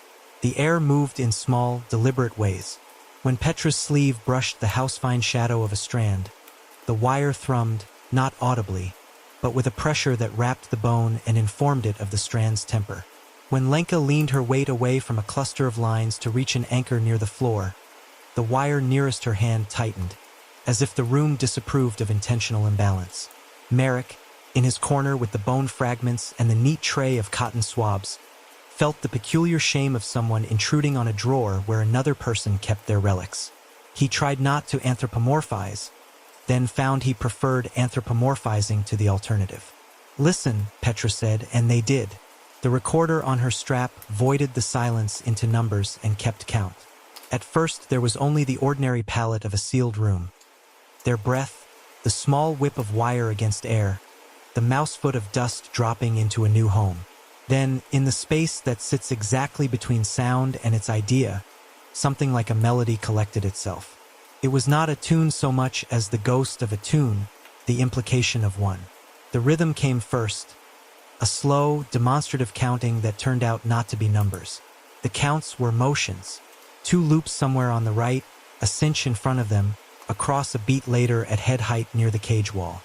The recorder's light steadied and the display drew a narrow city of peaks and valleys, as if the wires were talking in the blunt syntax of tension. "That's not possible," Lenka said, and then added, because she was disciplined, "in the way we expect." The curve of the figure's fingers changed, the smallest give in the tendons, the sort of motion you could argue about for the rest of your life and never agree until one day you found yourself using your hands the same way. The thumb flexed as if to hold a loop down. The forefinger lifted and pointed toward the needle, made the old familiar dip and pulled. "Petra," Radek said, and the one word meant photograph it without permitting it to become spectacle. She did, hating her own heart for betraying her into speed. The first frame was blurred. The second was brave. In the second, the hand was still. In the first, the wire at the wrist had moved barely enough to mark motion, and mark it in such a place that no one could later say with any confidence that she had seen a trick of shadow. Radek angled his lamp into the shelter under the bench. The floor beneath the machine wore a neat scatter of cuttings, as tailors' floors do. Useless ends, knots trimmed off, a mean mat of waste that had not been swept because the person who worked here had valued rhythm over cleanliness. Except the cuttings were not thread. They were wire. They curled and glinted like the shells of tiny organisms bleached to metal. He wanted to laugh in horror at the thought that wire could fray. He wanted not to imagine the consequences of an object that learned to behave like something soft and persuaded soft things to behave like it. "Bone?" he said to Merrick, who had been kneeling at the cages with the flat patience of function. "Fragments," Merrick said. "Mostly long bone ends. Small. Some finger phalanges, I think." His voice trailed off because saying hands aloud felt like a provocation. "And molds, sir. Face molds. Many mouths." He held up one plaster negative, the oval where a child's mouth would sit, pulled into a little O by a thumb. The impressions of lips translated into cavities looked carnivorous. He put it down with more respect than he had given anything in months. Radek drew a square around the central bench in his sketch and marked it with an X. "This was meant to be center," he said. "And these," he nodded toward the wires, "were meant to be audience. Or choir," Petra said, the word she had pulled from Adela's board rising of its own strength. They reached a rhythm in their work. Lenka moved along the walls with a soft pencil, numbering the anchors. 1A, 1B, 1C according to walls. Petra moved slower, notating light that shifted as if it had opinions. Merrick joked once and heard his joke die, so did not joke again. The recorder ticked minutes into their pockets. Radek's air monitor made its small comfort noise, still breathable. It changed at the 12th minute past the hour. The wire that ran from beneath the thimble to the machine's needle tightened. Not much, a fraction of a fraction, and the flywheel clicked forward one notch. The pedal depressed by the depth of a breath. The needle descended and rose, with no cloth to pierce, and made the soft noise of something remembering purpose. Lenka flinched and then, as if angry at herself for flinching, took one deliberate step nearer to the figure and examined the linkage at the ankle where no ankle was. Wire jumped there or wanted to. It had been wound around the joint with ugly ingenuity. "This isn't a motor," she said. "There's no current. This is stored tension," Radek said, "and gravity, and something that enjoys being allowed to do what it knows." The flywheel ticked forward again. Obediently, the needle kissed air. The thread from beneath the thimble paid out by the smallest length, then retreated, as if reconsidering generosity. Regina, an aunt from his childhood, had owned a clock with a pendulum that once, twice, then not again, had swung without being touched. This felt like that. Petra, who had been holding her breath, let it go. The recorder caught the exhale and, as it did so, also caught something else. The faintest melismatic hum, the suggestion of a lullaby sung too low for ears and just right for wire. Later, when they boosted the file and shaved its noise, they would hear syllables a child in Prague would know issued in the voice of metal. Hagage, ninge, not words so much as pressures, loop, cinch, cross-hiding where lyrics should be. For now, they only felt the hum as attention gathering at their eardrums. Enough, Radek said. He was not yet frightened. He was angry again, and anger cleared a path where fear would have built a fence. We have what we came for. We know the shape of it. We do not let it teach us its schedule. They backed out along the path Lenka had charted with tags. The wires allowed it, but allowed it like a host who means to be remembered for their generosity. At the foot of the steps, Radek turned and took one last look across the room. The mannequin sat in its correctness, hands serene, thimble faced toward nothing. The flywheel had stopped. The thread ran cleanly out and did not sag. He thought of Adela's drawing and of the small oval she had darkened on the ring finger, the place where metal had worn skin smooth. He thought of how long one has to work to earn such a mark. Upstairs, air was a gift again. Each floorboard took their weight as if permission meant pleasure. Lenka pulled the hatch shut with the tender violence of someone closing a wounded thing. They set evidence on the benches in small judicial rows. Radek dated his sketch. Petra labeled the recordings twice out of superstition that pretended to be procedure. Marek stuck his hands in his pockets and pulled them out when he felt wire that wasn't there. Radek called the captain from the quietest corner and said what needed to be said in a vocabulary that would do in a report. Hidden level located, hazards present, evidence of metal threads under tension, potential biohazard, request temporary reseal pending controlled removal. The captain asked 2 questions with the emphasis required to sound like oversight. Radek answered both and added one voluntary sentence. Sealing is a safety measure, not solution. The line was careless, and he knew it as soon as he heard himself. Sealing would be taken for solution by people who needed the comfort. He hung up and turned to the team. We close it. We call the city engineer. We log custody and we sleep. No heroics. No favors. He hesitated. And no talking to the press. He said it not because he thought they would, but because saying it set a boundary the day could respect. They sealed with a neatness that would have pleased anyone who respects what doors do. Screws went in with their heads aligned. The seam disappeared under dust that was not entirely an illusion. Lenka wrote sealed, date in her small print along the skirting board where no one would see it unless they were in on the joke that time is. Radek posted a notice on the outer door with the officious vocabulary of those who must forbid. Structural hazard. Entry prohibited. By order. Language makes a sort of fence, too. They slept or tried. The city held their rest in the old cupped palm it reserves for men and women who work at the edge of what it is willing to acknowledge. Petra dreamed of measuring tapes that licked over her face and woke with the taste of metal in her mouth and a certainty that the recorder would have more courage than she did. Lenka dreamed of bolts with the wrong threads that nonetheless married themselves to nuts and held. Marek dreamed of bone that wanted to remember gloves. Radek did not dream.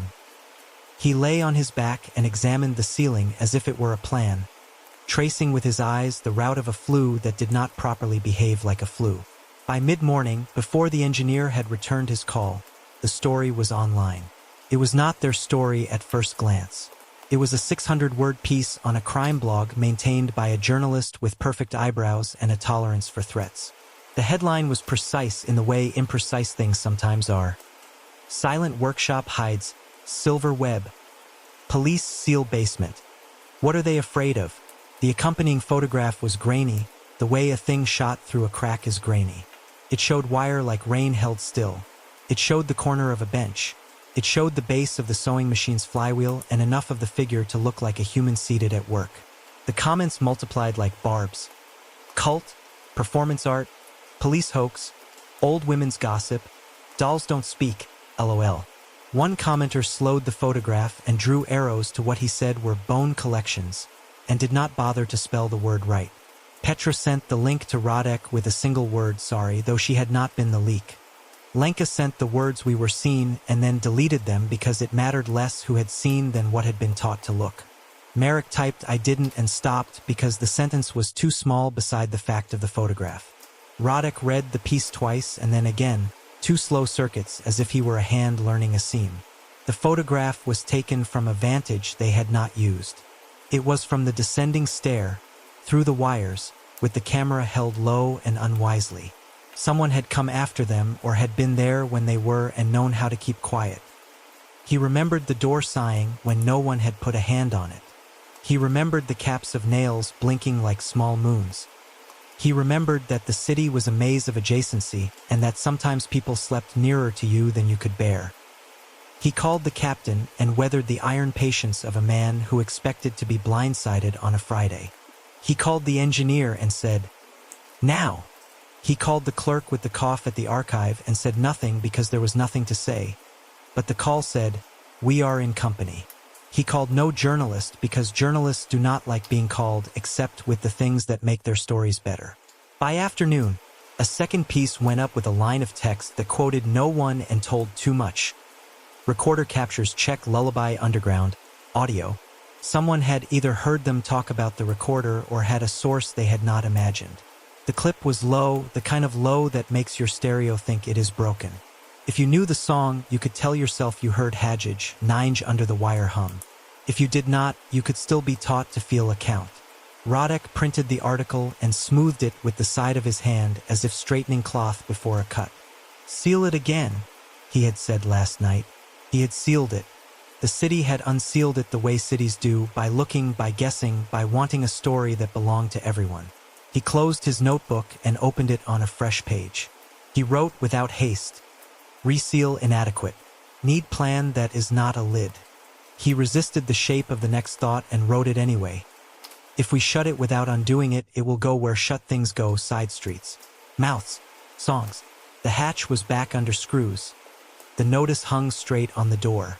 But the photograph of the silver web had already taught the city a new word for fear, and the link to a thin, whispering lullaby was moving phone to phone. Radek ordered the basement sealed again, then understood with a tired clarity that sealing was only ever a delay. The first body did not look like a message. It looked like the kind of administrative cruelty cities inflict on their own. A man in a stairwell between 2 floors, slumped neatly as if he had sat down to tie his shoe and forgotten to get up again. He was the warehouse watchman who had tended the block adjacent to the workshop for 31 years, the one who had told Radek, with faint pride, that he could tell the hour by the weight of the air at night. His mouth was sewn shut in a spiral so tight the skin had blanched around it. The paramedics cut the outer thread and found another coil beneath, finer, traveling inward as if the mouth were a tunnel the city had failed to maintain. When they opened the airway, wire rose soft as exhalation. By noon, it had a headline anyway. The first piece called it a ritual killing, and then the second called it a copycat of a ritual killing, and by evening the word ritual had been laid to rest by a third article that said it was a hoax and a fourth that said the hoax had killed a man. Radek went to the morgue because the morgue was an honest room. Dr. Svoboda met him in an apron that had once been white. She pulled the sheet back with the care people reserved for their own hair. The watchman's face had been cleaned to a calm. The lip showed the ring of punctures where the spiral had passed. The faint, slick glimmer at the skin's edge could have been ointment. It was not. Silver, she said. Not pure. The impurities match your other sample. Cause? Radek asked. Obstruction, she said. If you want the ordinary version. She gestured with her chin toward the tray. A glass dish held a coil of wire drawn thinner than a hair and coiled tighter than a watch spring. It looked like something a jeweler would keep in a bottle as a reminder of patience. Tracheal lumen packed, she said. Not all at once. The lining shows microabrasions as if it went in slowly, turning as it traveled. I don't know how to say slowly in a report without being laughed at, so I will say gradually. Radek thought of thread drinking, the phrase Adela had written with such blunt clarity. Gradually, he said, and from within. She nodded. There's a bruise at the palate, she said. A small one, like a tool pressed there. She hesitated, then placed 2 fingers against her own soft palate and pushed, gently, as if testing a door. Like this. He looked away because people touching the architecture of their own bodies made him feel like a thief. The second body was a girl with a pushchair. She had been found in the tunnel between stations at museum, seated on the bench with the kind of posture you forgive new mothers for. The child was fine, screaming, which in a certain calculus counts as a variety of fine. The woman's lips had been sealed in a spiral that glittered like condensation. She had judged herself well enough to keep her head tilted to maintain airflow. The cut came swiftly and left a mouth that would not speak again without a fight. Someone had filmed the stroller wheels tapping the station tiles and posted it with music that tried to tell people how to feel. The comments taught themselves a new word for dread. Seamstress, someone wrote, and the word adhered. By evening she had a full name, the Seamstress of Silence. By the third body, the papers had adopted voices. Sober, mocking, concerned, arch. By the fourth, the government called Rodek's captain and asked whether they had considered the reputational damage of allowing an urban legend to grow in an election year. The captain said they had considered the damage of allowing citizens' mouths to be sewn shut and had decided to rank that above reputation. The official on the other end said the two were not mutually exclusive. Rodek stood outside his superior's office and counted the tiles. The CCTV became a kind of theater. People learned to watch the screens the way their grandparents had learned to watch the skies.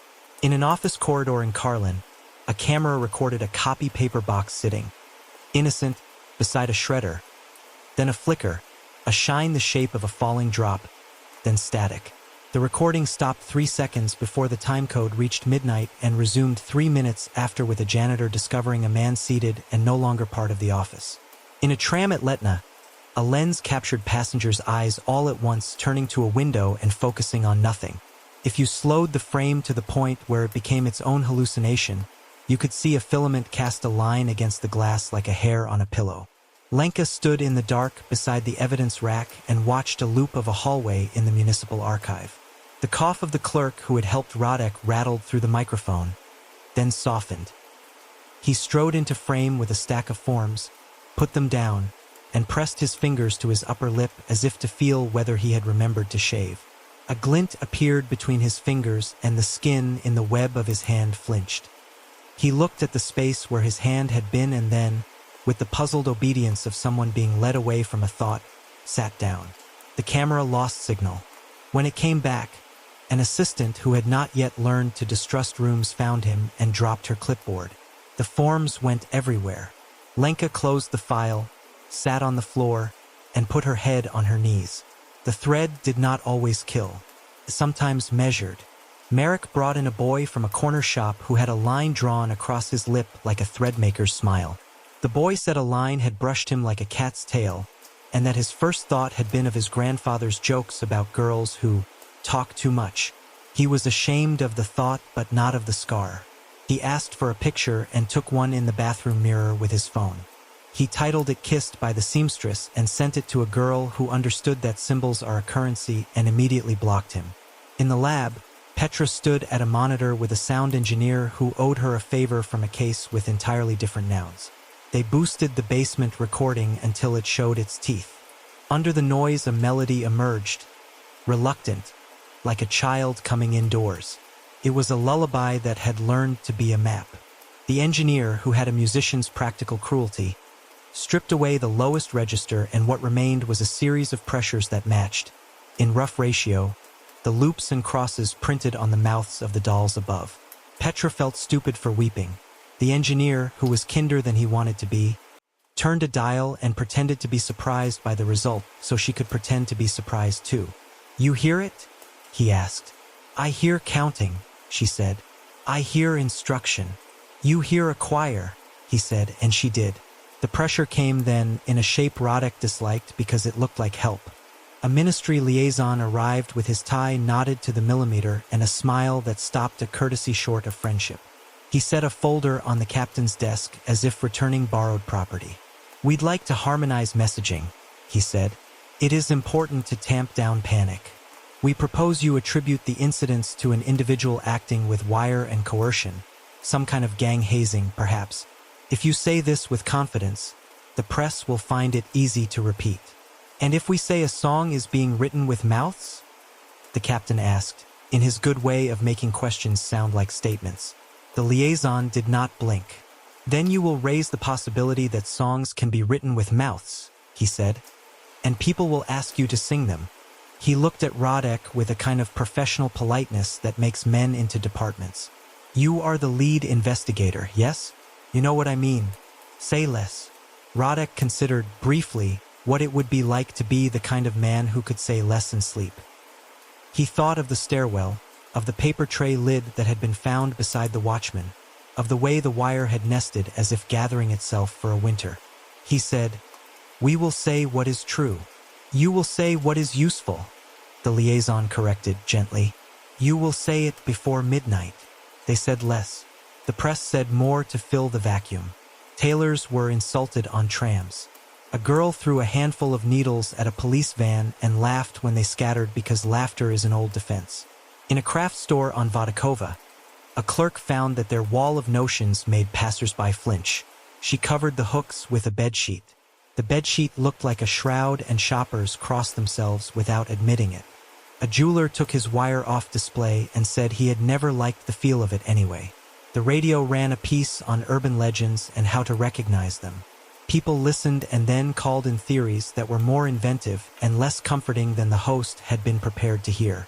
That night, just before midnight, a man who had appeared on television to say that he did not believe in superstition went to smoke in his courtyard rather than on his balcony because he had superstitions about balconies. He leaned against the wall and thought about his argument with the host about people's appetite for theater. A wire moved across the mouth of the alley the way a spider finds its own line in the wind. He did not see it, but he felt it, the intention of it on his breath. He turned his head to clear the sensation, and the line moved with him as if pulled by agreement. When they found him at dawn, his lips were stitched so neatly that the nurse who cut them asked, under her breath where the lips could not overhear, whether the person who had done it had loved him after all.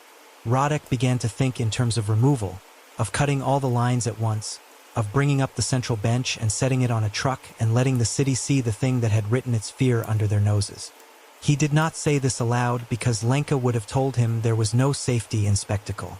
Instead, he drew and redrew the basement from memory, inventing exits where the plan said none and none where the room had smiled. He paced his apartment and wore an ellipse into the carpet. He stood still and the ellipse wore itself deeper. They took statements. They took names. They made lists of people who might be next because sometimes you have to teach coincidence to come to heal. The list included those who had trespassed, those who had filmed, those who had edited, those who had tightened the screws on the hatch and those who had loosened them, those who had written about the workshop for money, those who had written about it for pleasure, those who had led prayers against it. Radek added, in a darker column he did not show, the clerk with the cough, the jeweler who had complained a century ago, the engineer who had dragged his feet, the girl whose pen had made a small sun on the edge of her board and then drawn a line away. 2 names were crossed out before he could get them under protection. The urban explorers who had gone viral were found in different neighborhoods, mouths sutured with different degrees of care. The boy survived. The girl did not and left behind a phone that had recorded the ceiling of her apartment, the corner where 2 walls meet and collect the day. On the footage, if you knew your own breath well enough to subtract it, you could hear a counting. Someone online slowed the file and added a ghost overlay of strings because you cannot stop people from scoring their fears. Petra, who knew better, walked to the river and threw up behind a kiosk. When she returned to the office, she developed the last of the basement frames because that was what living looked like that afternoon. On one, there was a flare on the beam end that did not appear on the frames either side. She printed it and put it beneath the photograph of Klara Havelkova. She did not tell herself what it looked like because she did not want to be that kind of late. Marek stopped speaking for an afternoon and then spoke too much for an hour and then apologized to everyone in the room individually. He had begun to put his fingertips to his lip when he thought and stopped because the motion felt like permission. He visited the boy with the threadmaker's smile and told him, with exaggerated gravity, that scars were not symbols. The boy, who was kind in the thoughtless way of people who have been loved, said, "Okay," and believed him until he got home. The calls to Radek's phone became a chorus with 3 voices. reporters, citizens who wanted stories to end cleanly and saw him as a broom, and the captain, whose calls were the ones Rodek answered because duty is just an old word for staying. The captain said, "They want this quiet." Rodek said, "It is already quiet." The captain said, "They want it the kind of quiet that goes on air." Rodek said nothing because words felt like wire if you paid them out without purpose. That evening he went back to the workshop to think in the hum that had made the building's attention so legible. He unlocked the outer door and stood in the threshold and did not step inside. He listened as if to a neighbor's radio through plaster, the small compressions of the rooms around the central room, the settling of dust, the sound of his own uncertainties admitting themselves. He considered burning again and saw the wire blossom in heat and do as it pleased. He considered sealing and heard the city laughing in a week when the story turned from panic to myth. He considered going below and did not allow himself to consider not coming back. On television, a panel of experts discussed the psychology of imitation.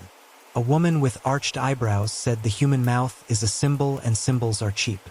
A man with a haircut that involved more planning than thought said the police were obligated to apprehend someone to calm the city. The anchor asked whether the lullaby was authentic and played a 21-second clip that hummed through living rooms like a diagnosis. Somebody muted the sound and could still hear it because that is how the mind works.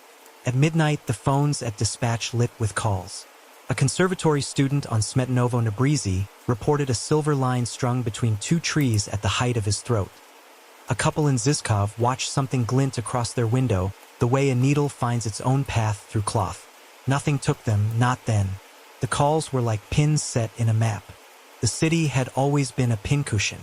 Now it learned to think of itself as a pattern.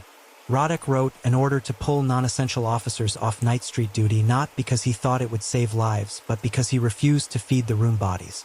He sent a message to the liaison saying they would not be providing an individual to prosecute in the morning. He called Svoboda to ask what would happen if one were to introduce a cut to the central thread while keeping the others under tension. She said he would likely be rewired in unexpected ways, and he thanked her because honesty is a better comfort than hope. He waited for sleep to propose itself, and sleep did not.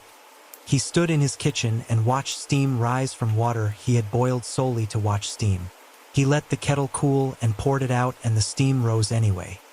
He thought of the picture of Clara with the thimble shining a little too brightly, and of the missing basement on the amended plan, and of the seam the boards had learned to hide.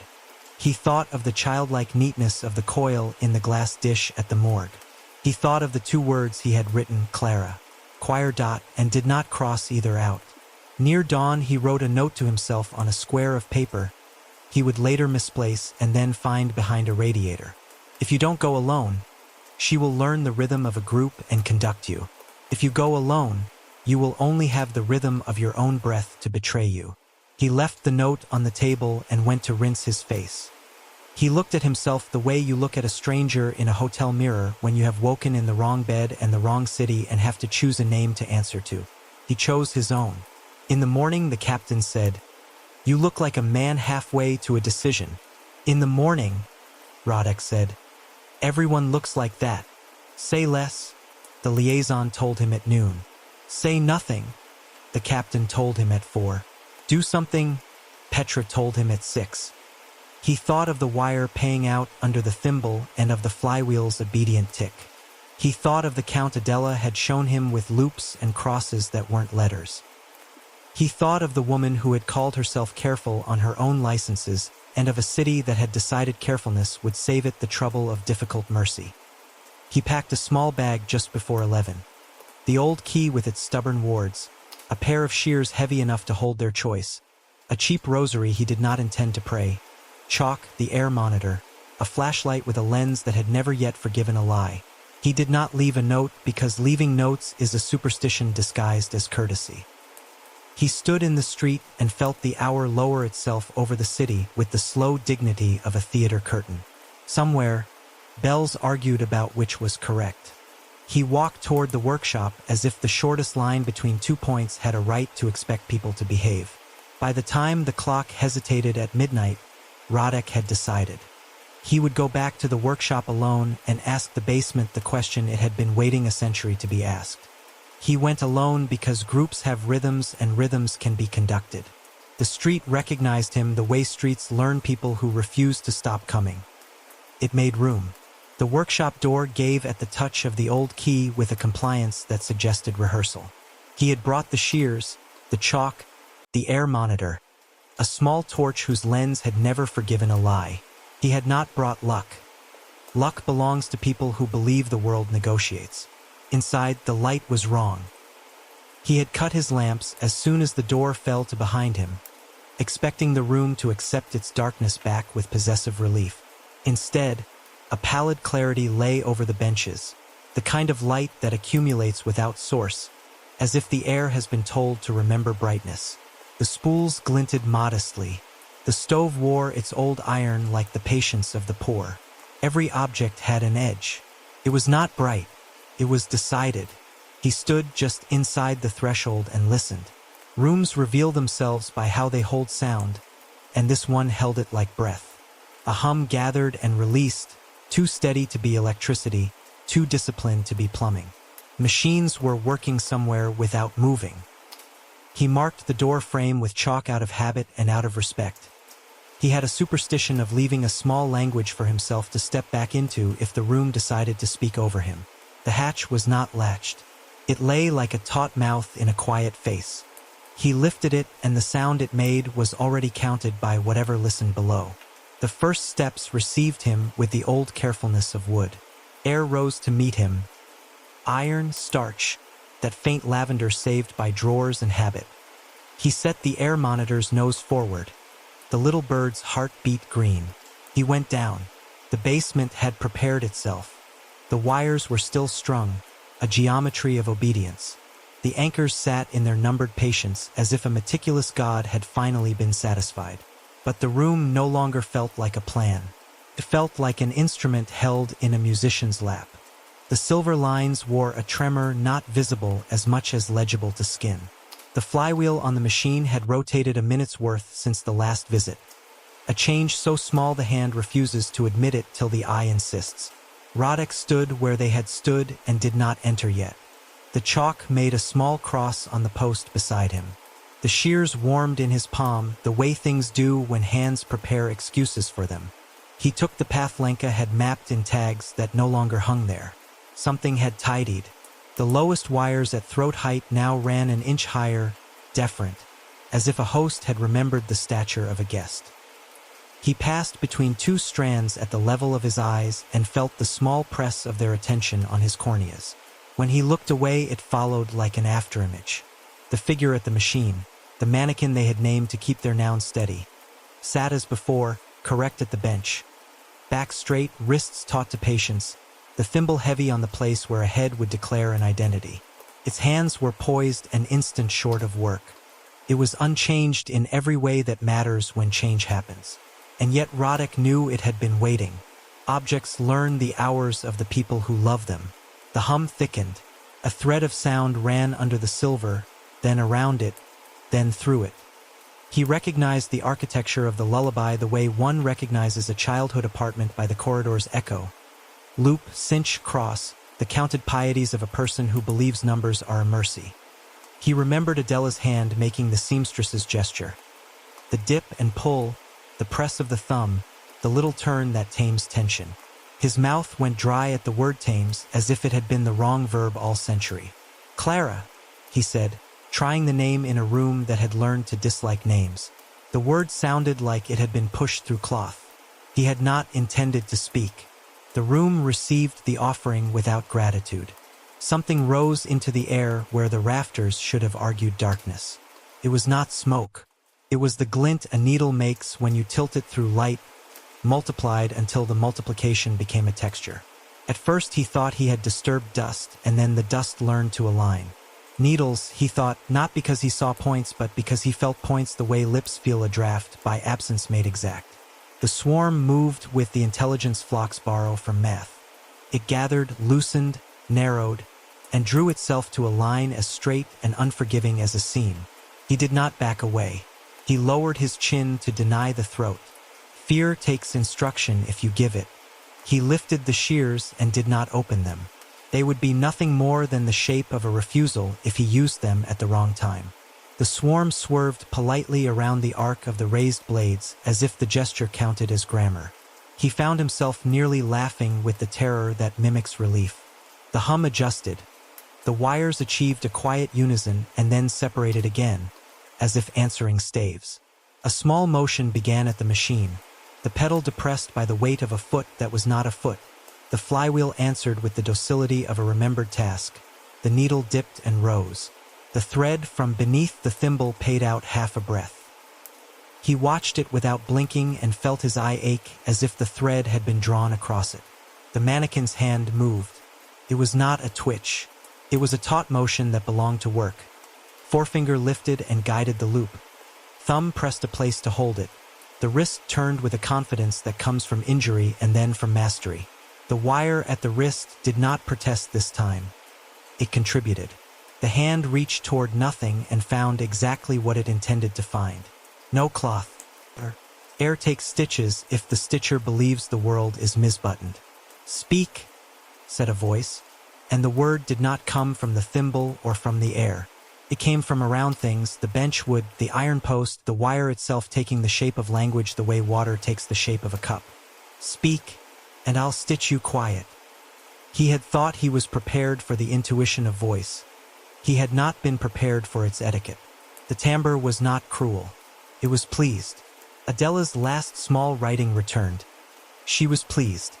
He found himself absurdly angry that satisfaction could live this long. He kept his mouth closed. He was not demonstrative with his hands. He let his breathing settle into an algebra of requirements. In counts of 3, out counts of 5, a child's game of self-hurting.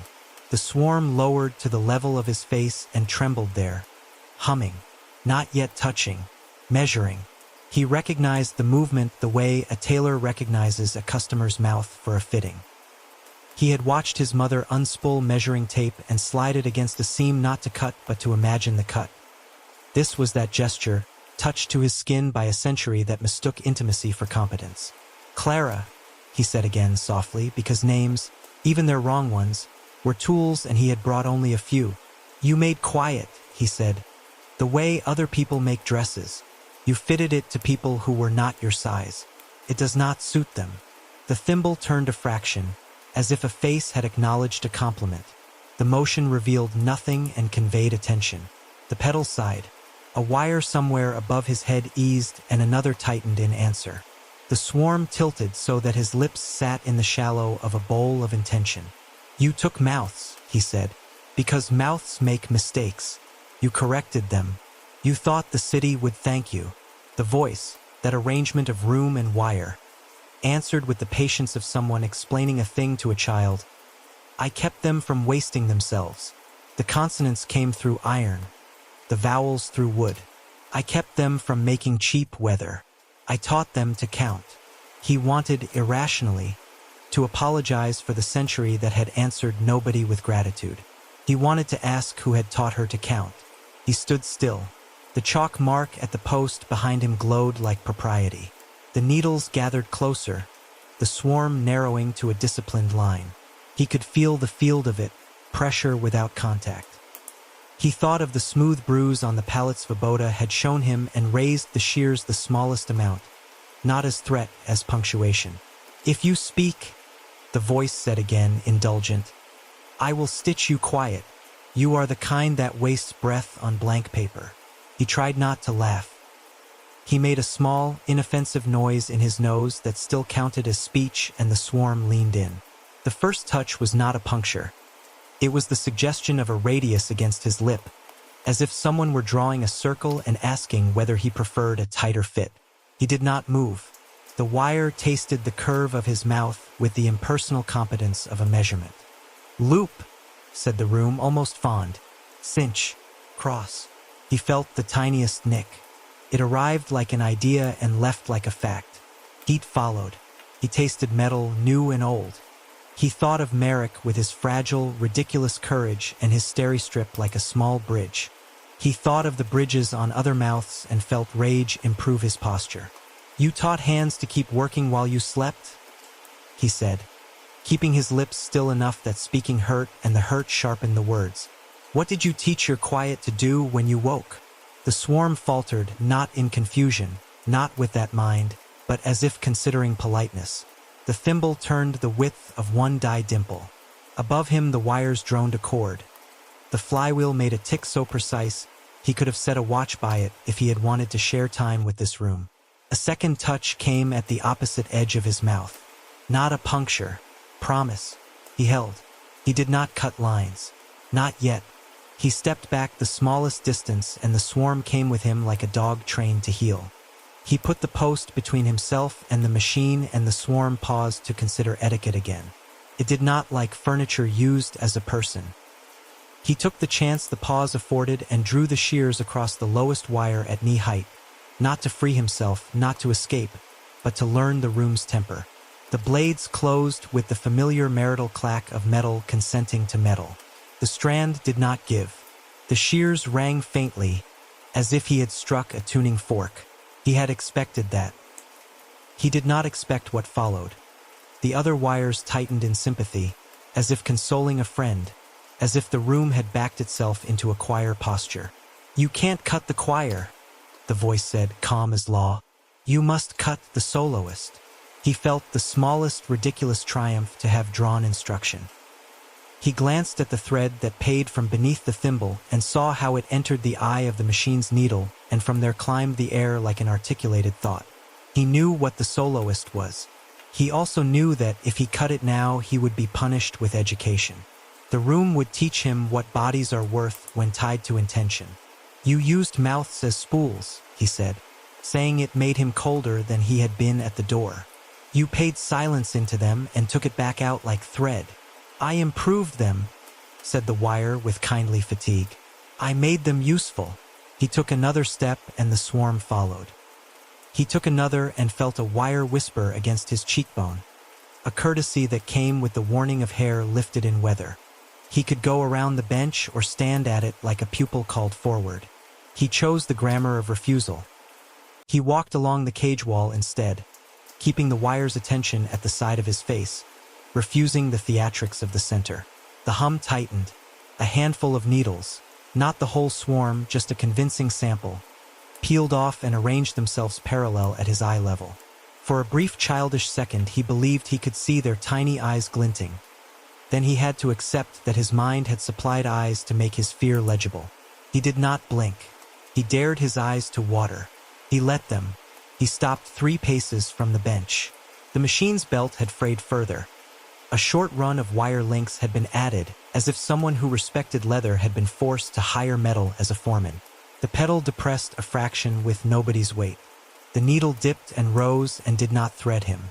The voice had gone quiet because the room was listening to him the way it listened to its own instructions. Loop, cinch, cross, waiting to see whether he would fit. He raised the shears to shoulder height. He did not open them. He thought briefly of blessing. His captain joking he should have the blades touched to an altar. Petra saying she could find a priest whose theology admired sharp things. Lenka saying steel is steel and blessings are only shapes. And then thought of the hard, plain kindness of people who believe without needing to be believed. He stepped once more as if to cut, and the swarm came with him too quickly, too fond of obedience, and grazed him. It was not a deep cut. It was exactly straight. A brief, polite nip across his upper lip, placed with a tailor's promise. You see how easily this could fit. He tasted coin. He kept his teeth together because the first stitch is always the most persuasive. He felt the anger again, cleansing and unsustainable. "Enough," he said. He did not know whether he said it to the room, to the century, to his own intention. The chalk mark on the post behind him felt like a hand on his back. He took 2 slow steps backward, then 3, refusing to turn, to give a nape to the thing that collected throats. The swarm pressed against his retreat like a cat against a leg and then, whether from boredom or policy, let him go. The machine made one last polite dip and rise, as if to sign the work. The thread beneath the thimble drew in a hair's breadth, reabsorbing its generosity. He stood at the stairs and did not look away. The wires stilled not to rest but to resume potential. The mannequin returned to the posture of correctness that false innocence prefers. On the third step up, the hum changed. It did not fade. It withdrew the way music withdraws when you leave a house where someone insists on practicing. At the hatch, he paused long enough to chalk a second mark over his first. Not because it would deter anything, but because it declared that someone had been permitted both entry and exit. He lifted the hatch gently shut and let it accept its own weight. Upstairs, the brightness retreated in a single slow gesture, as if a hand had closed over a candle without pain. Shadows resumed their familiar corners. The stove remembered the ordinary. He leaned against the wall beside the door and let the taste of metal turn to taste of salt. He wiped the blood from his lip and saw the rightness of the line. A seamstress's first test, the mark of a mouth measured and found acceptable. He hated that the cut was beautiful. He laughed, once, into the room's polite face. Out on the street, the night had resumed its tolerable lies.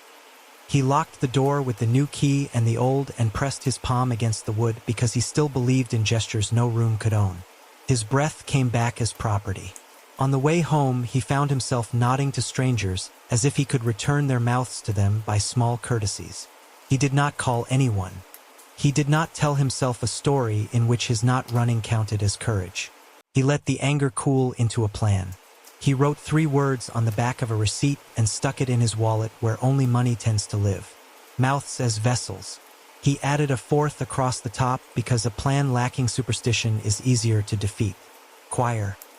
He stood at his sink, turned the tap, and watched water draw a line into the metal of the basin that would have pleased a person like Clara. He imagined cutting the central thread. He imagined breaking the choir. He imagined bringing in a different tool at a different angle, something that would refuse instruction and offer mercy instead. He imagined failure with such fidelity that it became a rehearsal for survival. He slept for an hour and a half and dreamed of a thimble rolling in a circle on a table, never reaching an edge because someone had taught the world to be round. He had seen the seamstress sit and work. He had felt her measure his mouth. He left the basement with a single conviction sharp enough to cut. She did not merely silence, she filled. Mouths were spools. Voices were thread. The city was being wound toward a choir she meant to finish. By morning, the cut on Rodek's lip had turned to a thin, correct seam, the kind that makes hospital tape look ceremonial. He went first to the office and then, ignoring the calendar of people who imagined they owned his hours, to the Faculty of Arts, where rooms still smelled of chalk even when nobody used it. He had asked for a linguist by habit and for an ethnomusicologist by superstition. What arrived in the same sensible shoes was Dr. Eliska Horokova, whose dissertation had been on the grammar of old songs and whose voice made difficult ideas sound as if someone had ironed them. She listened without interruption to the basement hum Petra had brought, eyes on the desk, hands folded the way a person keeps their hands when they know the habit of fidgeting is a kind of confession. When the clip ended, she let the silence rest long enough to acquire meaning, then said, "Not a melody, accounting, but it behaves like melody when it is mapped to breath." Rodek set out the photographs as if he were laying knives down where a priest could see them. Victims' mouths, dolls' mouths, the loops and crosses repeating with the confidence of a law. Adela's board with its blunt letters, loop/cinch/cross. The still frames from the basement where the flywheel seemed to have remembered one tick too many. Dr. Horokova took a pencil and a sheet of thin staff paper from her bag. She did not write notes first. She drew mouths. In a neat hand, she copied the stitches from the nearest photograph. Loop, cinch, cross, and beneath each she drew a mark. Union for loop, for cinch, X for cross. The marks fell into a rhythm that refused to be decorative. Prosody, she said. The mouth knows where stress belongs. Sewing there, here.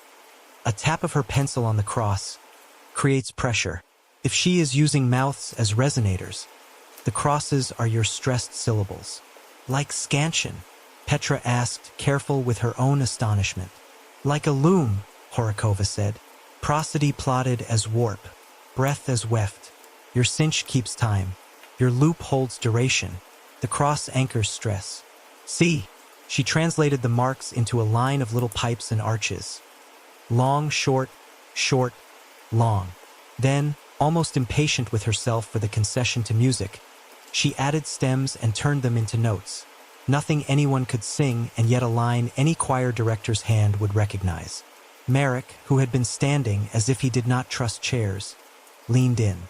"Chords," he said, pointing at a photograph of the stitches stacked on the girl in the pushchair. "I said chords, and I didn't want to be right." "You were half right," Horokova said. "This wants to be a canon, not a chord."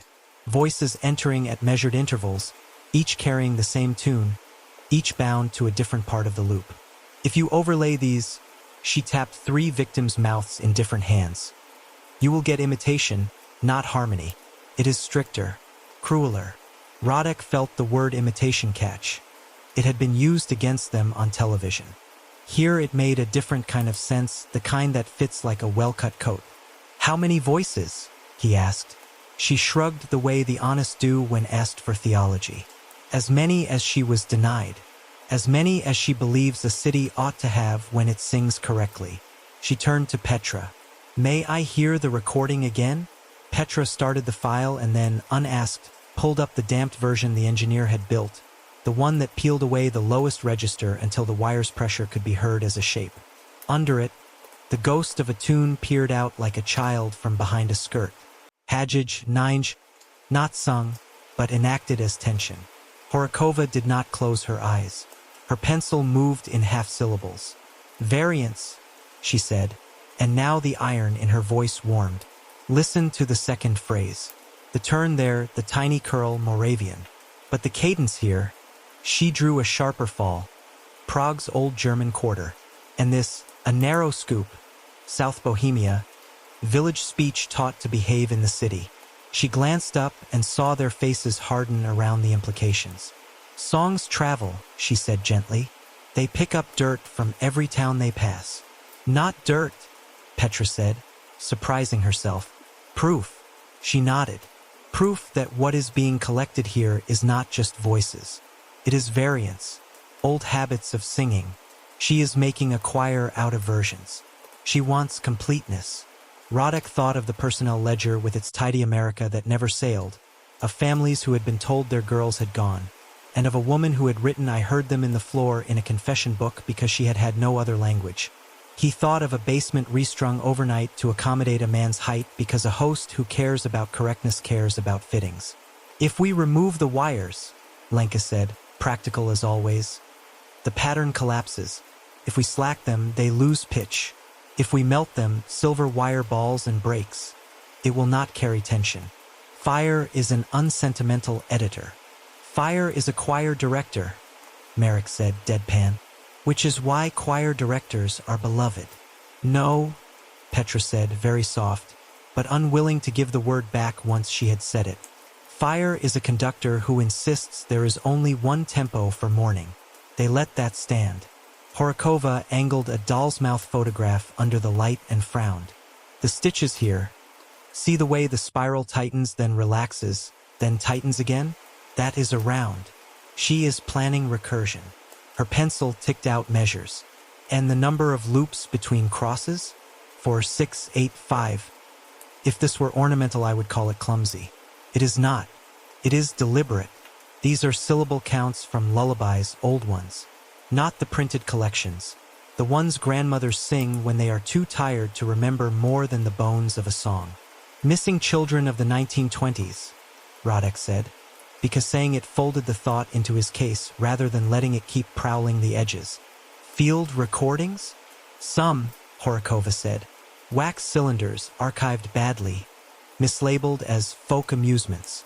But better than that, older women who insisted that their grandmothers had sung melodies different from the new ones, and that the old ones had been the right ones. If you brought me hair from people kept in that workshop, I would tell you whether they had heard more German than Czech before they came. But we are not there yet, and I am not that kind of witch. It was not a joke. It was a reminder that inference has rules. Rodek slid a photograph across to her. The sample card of needles with its bottom trench where something small had once been tied and then removed. What was here? Lace making, she said without hesitation. The pricking of a bobbin lace pattern leaves that groove. Bohemian lace, your Prababika wore it on her cuffs. It reads like music if you know how to look. Pins are notes. Threads are voices. You travel the pattern along a path of crossings and cinches. She smiled, not out of pleasure. Loop, cinch, cross.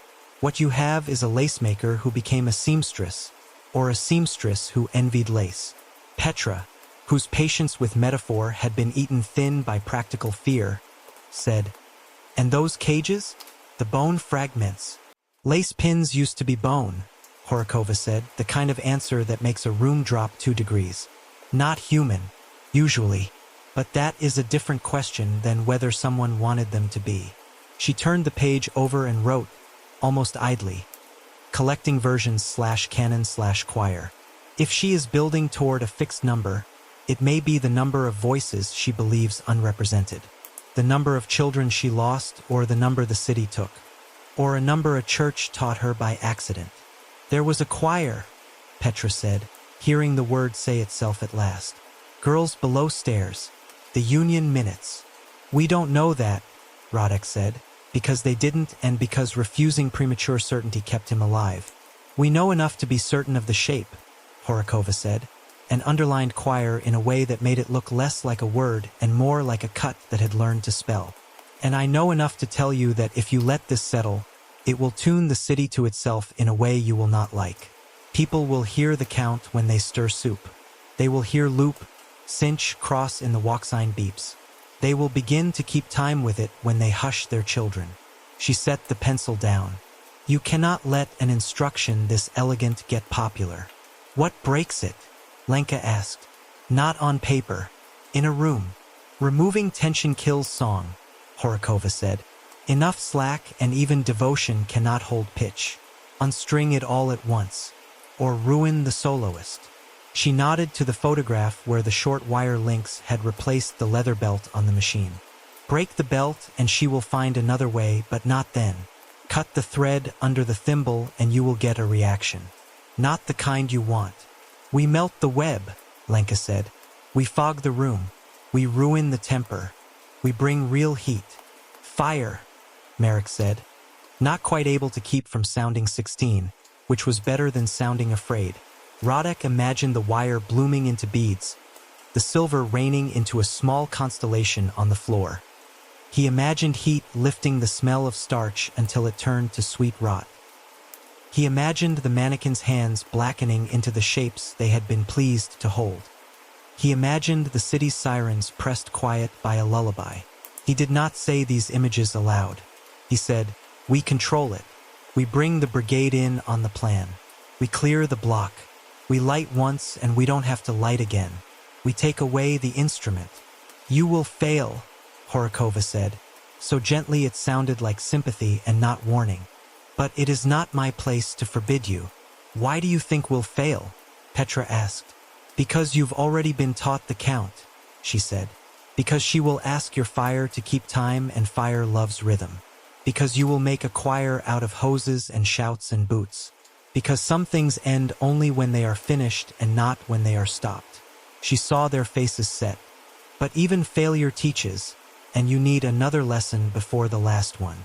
Rodek tucked the staff paper into his notebook as if paper could change the quality of what it held. "We'll take that lesson now," he said. "We do not leave the web to teach itself." He called the captain. To his surprise, the captain did not argue. The morning's telephones had apparently exhausted his appetite for skepticism. "The minister wants to hear the word arsonists from someone's mouth before evening," he said. "I prefer to give him controlled burn from mine. Bring in the brigade. Consult the engineer. Draw perimeters. If we're to play at theater, we sell all the seats." They planned the day the way good people plan weddings and bad people plan wars. The engineer, chastened, came with structural drawings and the face of a man who has realized the consequences of underestimating wood.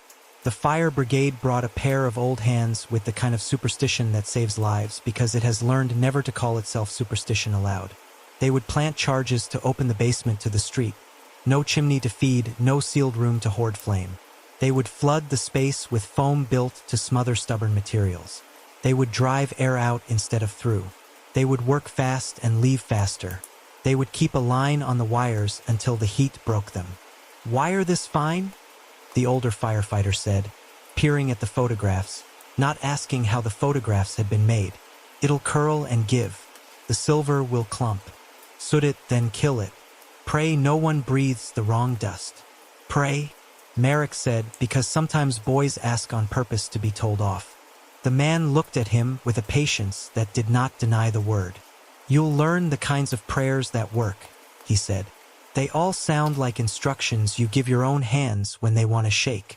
Petra printed signs for the cordons and pretended bureaucracy could be a talisman. Lenka walked the perimeter with chalk and plotted exits with her eyes until the building inside the plan looked like a thing you could convince to behave. Rodek packed the shears and did not think how cheap a tool looks when a room has already seen it. At noon, as if on cue from some dreadful director they refused to name, the crime blog posted a new piece. Silver Choir under Ikov, the author, who liked his eyebrows as sharp as his sentences, had found someone to say that the recording sounded like a music box sewn into a wall. Comments taught people new shapes of fright. Someone posted a slowed clip of a child crying over the lullaby and won money and hatred. The ministry liaison sent a text that said harmonized messaging and added a smile that did not make it to his face. Rodek sent one word back: burning.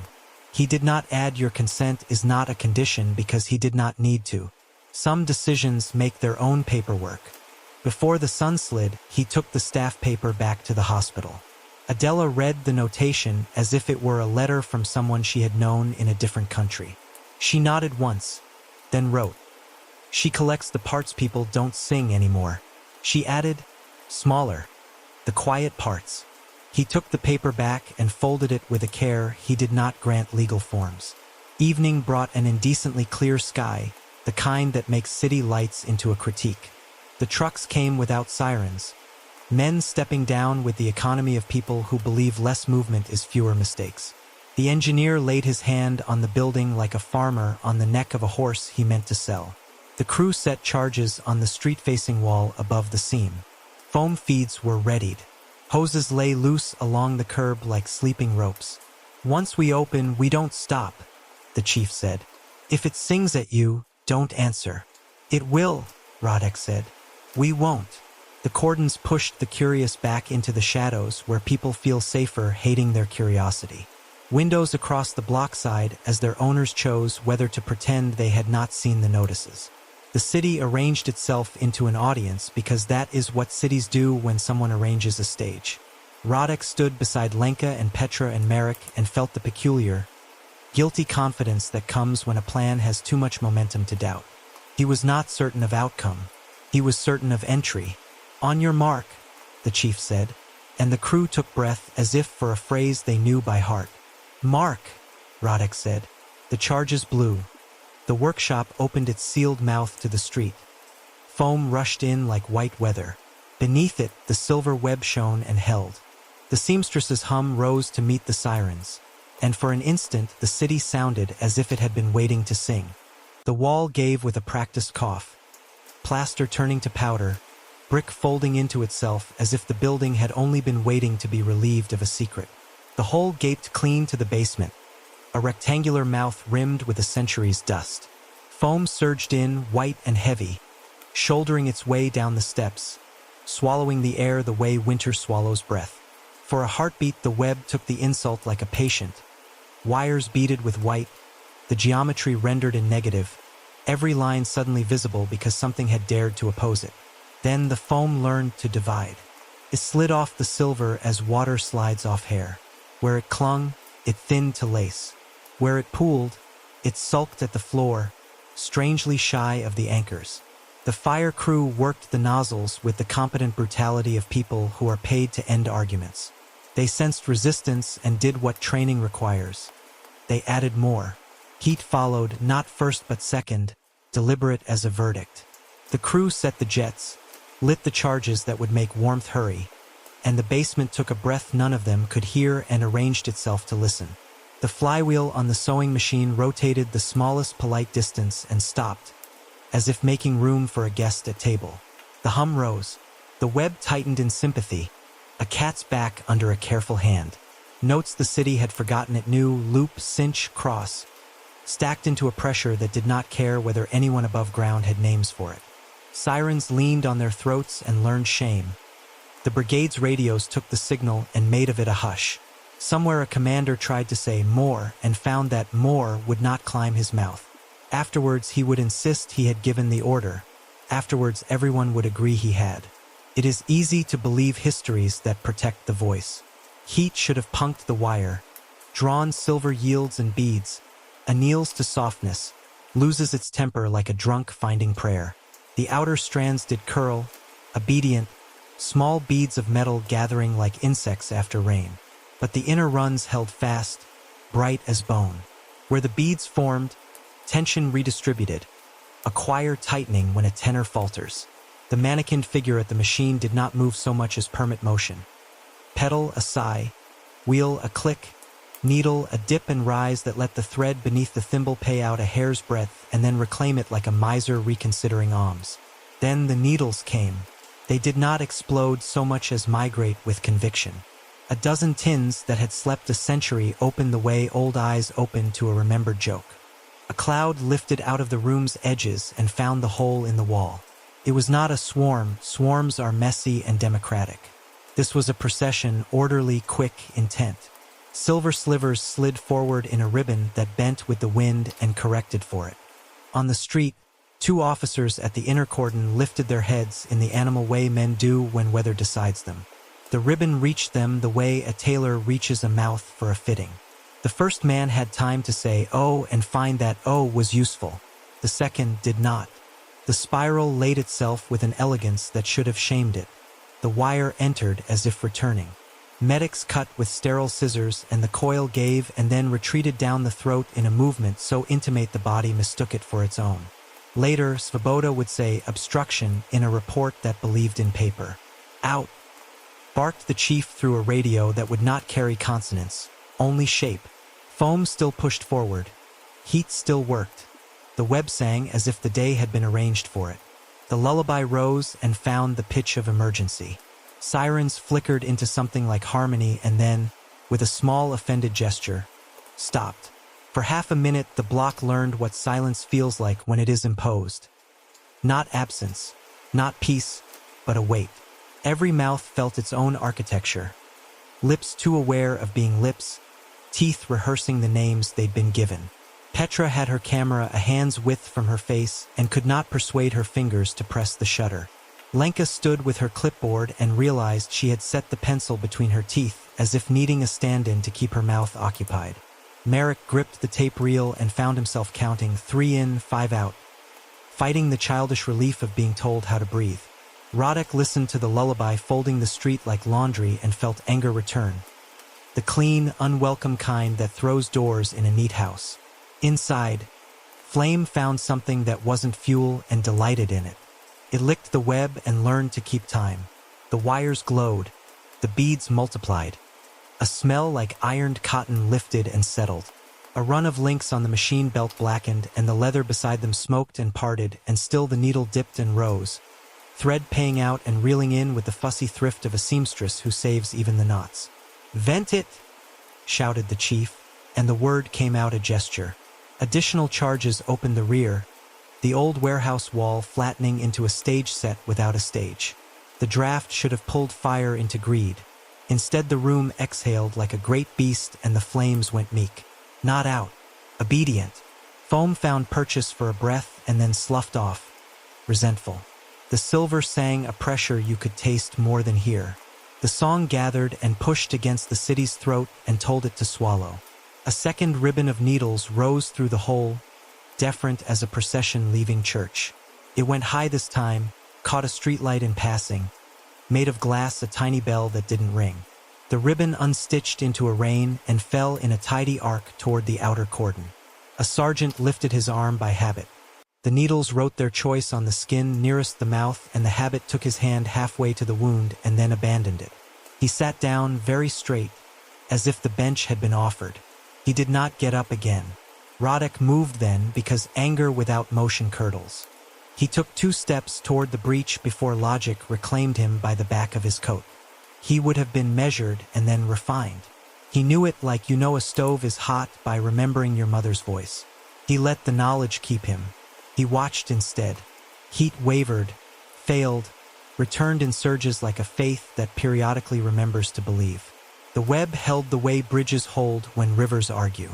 The mannequin's hands kept their posture as if correct posture could be a prayer. The thimble did not turn. The thread beneath it had begun to glow from within, as if it remembered or it had been and missed it. Petra managed to lift the camera. The frame she took would later show a wheaten flare at the edge of the thimble, a saint's cheap halo bought with bad money. "Kill it!" someone shouted. "Kill it!" Being a word men use when ending and stopping have been confused. The brigade redirected, foam going everywhere foam could go. The hole in the wall filled like a mouth stuffed with a gag and then, indecorously, spat. The white slid back, as if pushed from below by a patient hand. Steam rolled up, translucent, and took on, for a graceless instant, the loose geometry of the wires, looped, cinched, crossed, a ghost of pattern that died at the height of a human eye. And then the fire ended. Not quick. Quick is what happens when oxygen starves or fuel is spent. This was a choice. The glow faded from wire to wire as if a line of women had snuffed candles after Vespers, each with a practiced pinch of wetted forefinger and thumb. The smoke went to ground like an animal that has been told it may sleep now. Heat withdrew its permission. The workshop, as far as buildings know how to make faces, looked offended but intact. The crew stood in their sweating coats and recalibrated to a world that had not altered itself to honor their effort. The chief pulled off his helmet and swore the way a kind man swears when children are watching, without invention. "Shut down," he said, and now the radios tolerated speech because the song no longer needed to own it. "Pull the line back." Paramedics worked over the two fallen men with hands that had learned to clock grief into efficiency. Svoboda arrived too quickly, which is one way doctors apologize. She said, "I'm sorry," aloud once, not to anyone in particular, and then switched to the vocabulary that keeps the city running. Time, chain, contact. The news frothed, phones lifted, lenses found the hole and made it a story shape. The ministry liaison arrived late enough to have plausible deniability and early enough to claim he had been on site. "Arsonists," he said to a microphone he had brought with him in his pocket. "An organized hoax.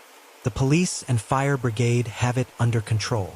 Control lay 3 meters away with a sheet over its face. Nobody corrected the grammar. Lenka stood at the breach and watched foam slide off wire and pool into the same sullenness as before. She made herself write what she saw as if seeing had ever guaranteed recording. Beating observed. Inner runs intact. Foam refuses adhesion. Heat discontinuity consistent with external control. She struck that last phrase and replaced it with unexplained suppression. Engineers like their nouns quiet. She did not. Petra took pictures of the intact web through the hole and felt treachery in the click. The frames would help the city understand the shape of its fear.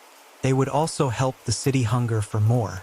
She lowered the camera and put her forehead briefly against the brick. An old parishioner's habit borrowed in a hurry. Merrick made lists because lists suggested that the world would respond if properly requested. Names of injured, names of witnesses, serial numbers of nozzles and nozzles' temperaments.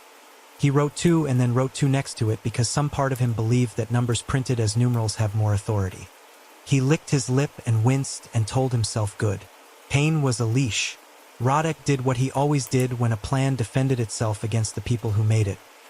He stood still until his body remembered walking, then walked. He stepped into the ring of wet street where foam and ash had married, crouched, and lifted a small curl of silver that had beaded and fallen and cooled. It sat like a comma on his glove. He turned it over and it did not reflect the city. It reflected only the hand that held it. "Destruction won't work," he said, and did not know he'd spoken aloud until the chief answered no, without rancor. "What will?" the chief asked, because good men are allowed to be unreasonable when the world has shown itself. Roddick looked through the opening into the basement where the mannequin sat at its bench, where the flywheel had cooled to the patience of iron, where the thread beneath the thimble lay with the air's permission across the room. He remembered the moment in the hum when the voice had mistaken him for a man who wasted breath on paper. He remembered, "You can't cut the choir. You must cut the soloist." "Not the web," he said. "The thread. Any shears will laugh at that." Lenka said, not to refuse to warn. Not any. He heard the audacity in his own voice and let it stand. Something that shares its nature and refuses its use. Silver against silver, Petra said, catching the practical romance of it before she could veto herself. But spoken against. He nodded. Vestment scissors, he said. Cathedral work. The sort made to cut cloth that has been taught to behave. Borrowed, blessed, and asked for a different obedience. Merrick swallowed. You'll go alone again. Yes. He did not add what the note in his pocket said about groups and rhythms. He did not need to teach the room that again. One thing listening, one breath to betray. The liaison had found a camera that made him taller. He was ending a sentence with the word stability when Roddick walked past him without apology. Inspector, the man began. Say less, Roddick said, and kept going. He went first not to the cathedral, but to a small church that kept its silver in velvet drawers and its grudges in the same. The sacristan, a woman with a second job and a first theology, listened to the request as if donors had asked stranger things. She brought out 3 pairs of scissors wrapped in linen, the way bones are wrapped. 1 pair was delicate, for edging. 1 was sturdy, for new cloth. The 3rd was ceremonial, engraved with an old bishop's initials and a single, modest cross near the pivot. This, she said, was blessed the year your workshop was sealed. She did not ask how he knew what he was asking. He did not ask how she knew what he had asked. She put her palm on the metal as if pressing a fever down. Take it if you will bring it back. He nodded, because whatever else the next hours would teach him, they would not teach him to lie to a woman holding scissors wrapped like relics. He slid the blades into a canvas roll and felt the weight settle like a decision. Outside, evening had climbed the city and sat on it like a seamstress on a stool. The workshop, 3 streets away, remembered his feet. He could feel the cut on his lip pulling with each step, a metronome he would not allow to conduct him. He went to the bridge and stood long enough to watch the river decide who it belonged to. He went to the hospital and stood in the corridor outside Adela's room long enough to hear sleep render her breath tuneless. He went home and placed the scissors on his table and sat without turning on a light because he did not want to teach the room the habit of glow. He waited until the city's bells fussed themselves toward midnight. He left without leaving a note. Some promises are not paper. The web had learned to keep time with fire. The city had learned it could be quieted. Roddick carried a pair of silver scissors blessed in a church older than the workshop and walked back toward the hole they had cut in the century. Certain now that if anything could be ended, it would begin with the thread beneath the thimble. He went an hour before midnight because he distrusted beginnings. The scissors lay in their linen, heavy as a promise a parish makes to itself. He put the roll in his coat as if the weight could alter his balance and kept his mouth closed around breath. He had trained not to be theatrical. The workshop accepted him with the blank courtesy of a desk clerk. The strange light had returned, sourceless, decisive, a brightness that seemed to have been polished into the air. He marked the door frame with chalk a 3rd time, not because he believed marks would restrain anything, but because leaving a small language behind had begun to feel like tying a string to his own attention. The hatch to the basement tilted under his hand, lighter than it should have been, as if helped from below by someone who had learned to be a good hostess. He set the air monitor forward. The little green heart consented. The smell, once more, iron and starch and lavender that had earned the right to persist. He descended. The silver web awaited him, the lines drawn so fine they bossed the light into acting proper. The mannequin sat at the machine in perfect posture. The thimble waited where a face would declare. The thread beneath it ran to the needle and from there out into the room and up into the rafters as if meaning could be taught to travel. The hum gathered and made itself known. He could taste the count at the back of his tongue. The wires tightened, attentive. The flywheel moved enough to be undeniable and then stopped, as if the courtesy of beginning belonged to him. She was there in the same way an order is there, no body, only compliance arranged the right way. A thread trembled. The line at his lip itched. An old dog's trick at a wound it can't quite leave alone. Clara, he said, names only do what rooms allow, but some rooms are polite when you are polite first. "I've brought a tool." The thimble turned a fraction. The voice answered from bench and iron and wire, its consonants mechanical, its vowels domestic. "I have all the tools I require." He took the scissors from their roll.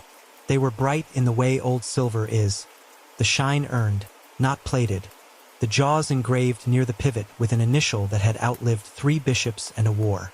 The cross scratched at the hinge was so modest it might have been a flaw. He held them closed. He did not raise them. "Blessings alter temper," he said, speaking to himself as much as to the room. "They teach metal to refuse." The hum approved of the grammar more than the promise. A small motion rippled through the web. 1 strand tightened, 2 slackened to keep pitch, a discipline you could almost admire if you were a worse person. The flywheel took its 1 polite click.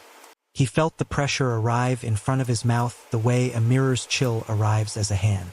A slender ribbon of needles rose from the far corner and organized itself into an arc, waiting for his breath to finish a shape. He kept still. He did not deny fear. He asked it to keep time with him. "Speak," said the room, pleased, "and I'll stitch you quiet. There's been too much weather. I will make you useful." He had not expected the word useful to cut as cleanly as it did. He thought of the clerk with the cough and of the watchman who could tell the hour by air and of the girl who had drawn a thimble as large as a face. He thought of the way the wire had accepted heat as if it had been a compliment. He thought of the choir arranged by a woman who loved versions more than people. He stepped toward the bench. The wires, deferent, gave him a path that would not have existed for anyone else. The courtesy frightened him more than malice would have. The ribbon of needles lowered to the altitude of his mouth and trembled, expectant. "We both know there has never been a spool," he said calmly, to buy himself an inch of thought. "But you like the story where I'm offered one."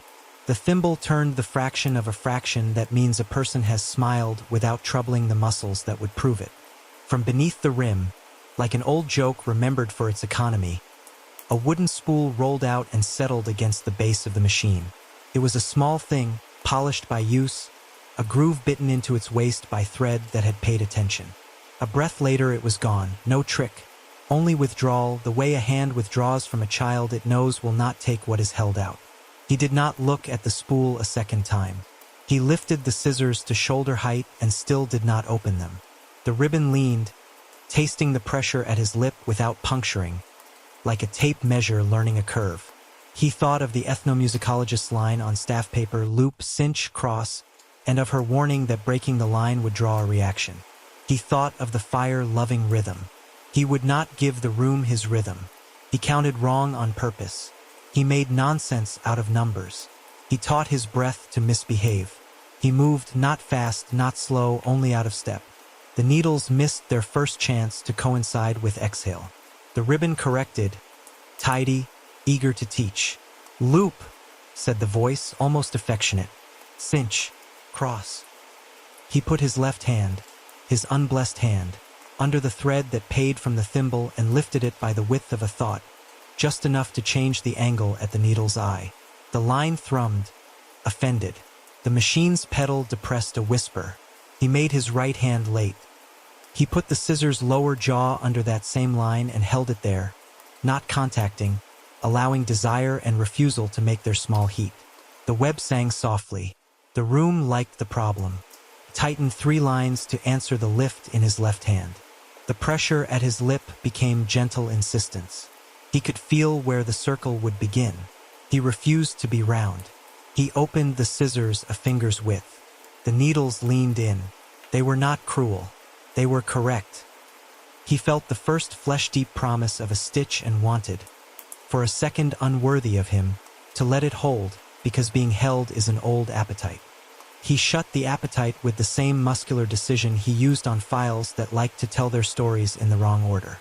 He brought the blades up. The first resistance was a note, not a thing. Steel met silver and found kinship and then doctrine. The left blade carried the cross near the pivot. The mark flashed once, like a very small mouth opening to say no. The line from beneath the thimble tried to dodge and found etiquette in its way. The upper blade drank it, and the lower blade put its back to it the way two friends do at the first sign of trouble. He cut. The reaction did not arrive from the wire. It arrived from the room. The web's pressure went wide and then narrowed, as if someone had thrown a sheet over a quire and another had whipped it off. The needles withdrew and returned in the same motion. The machine's pedal depressed with offended dignity. Somewhere above him, in the first floor's dust, dozens of mouths cracked their stitches the way ice gives under sun. Quietly, with a strange kindness for itself, and opened. What came out was not sound. It was release. The voice tried to gather itself and found no instrument. The thimble turned, a full half-quarter this time, as if a head had jerked. The cut had not been deep enough to sever. It had been clean enough to daunt. He had bought himself a breath and used it. The second cut went home. The blessed steel took the silver the way doors take key cut to shape, metal declaring former oaths null. The line parted. It did not fray. It stepped aside from itself and lay down. Everything else rose. The wires let go of their jobs. The geometry they had made came off its hooks the way habits come off a person who has been reminded of a better one. In the same instant, the needle of the machine drove once, twice, then stitched empty air in a fast, offended blur that meant to catch up and could not. The pedal hammered. The flywheel turned and turned and turned and then seized, as iron seizes when told it has already done enough. The thimble tipped. It rolled the way heavy things roll when arrogance decides to be graceless, optically slow, too fast to stop. In its fall, he saw the figure under it try to keep posture and then forget what posture had been for. The hands that were not hands lifted and reached and failed to touch anything worth holding. For a breath, the rim of the metal framed what would have been a face if faces could choose not to be made. Then the room made a choice for her. She dissolved. No melting, no vapor, only disassembly, as if someone had approached a weave and pulled, slowly, at the single thread that keeps it coherent. The figure became its wire. The wire became its needles. The needles became weather. He lifted the scissors to fend what would come. They met a first spray with the neat clang of instruments surprised to find themselves in combat. A second flock struck and slid. A third found the pivot, the engraved cross, the modest mark that had believed itself an ornament, and said, "This is where you hurt." The blades shattered at the eye. It was not an explosion, nothing dramatic enough to earn the word. It was a choice undertaken by metal. The halves fell together like tired wings and cut his hand on their way to the floor. He kept hold of one and lost the other, and then lost the one he had kept because the swarm decided to have it. He dropped to a crouch with his left forearm across his mouth because a forearm is what a man has when nothing else obeys. Needles drove at his sleeve and nested, lacing the fabric to itself with a speed that felt like dexterity and counted as malice. He turned his face away and felt 4, 5, 6 quick intentions die on his cheekbone where they found bone and changed their minds. The cut on his lip reopened and added its small, faithful measure of salt. He stood into the weather because standing is an old trick that makes men taller than their fear. He put his shoulder to the bench because resisting is a job benches understand. The hum that had governed the room took on a high, furious whine that was almost human. He dug his nails under the thimble's rim and threw it. It rang once, a school bell declaring wrong dismissal, and struck a cage and fell perfectly quiet under its own weight. He did not know, afterward, whether the dolls' mouths upstairs opened to sing or only to yawn after a long sleep.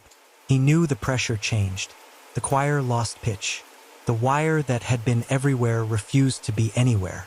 A sound like rain on tin went on for a long time that later would compress itself into a sentence. Needles falling, needles finding wood, needles writing their lines into the floor. He tried to step back and did not. A dense portion of weather overtook him, not sharp now but heavy, as if Cuttings had decided the cheapest route home was through his coat. He let his knees go to save his mouth. The room blurred at the edges and came back wrong. He remembered thinking, "Don't breathe in."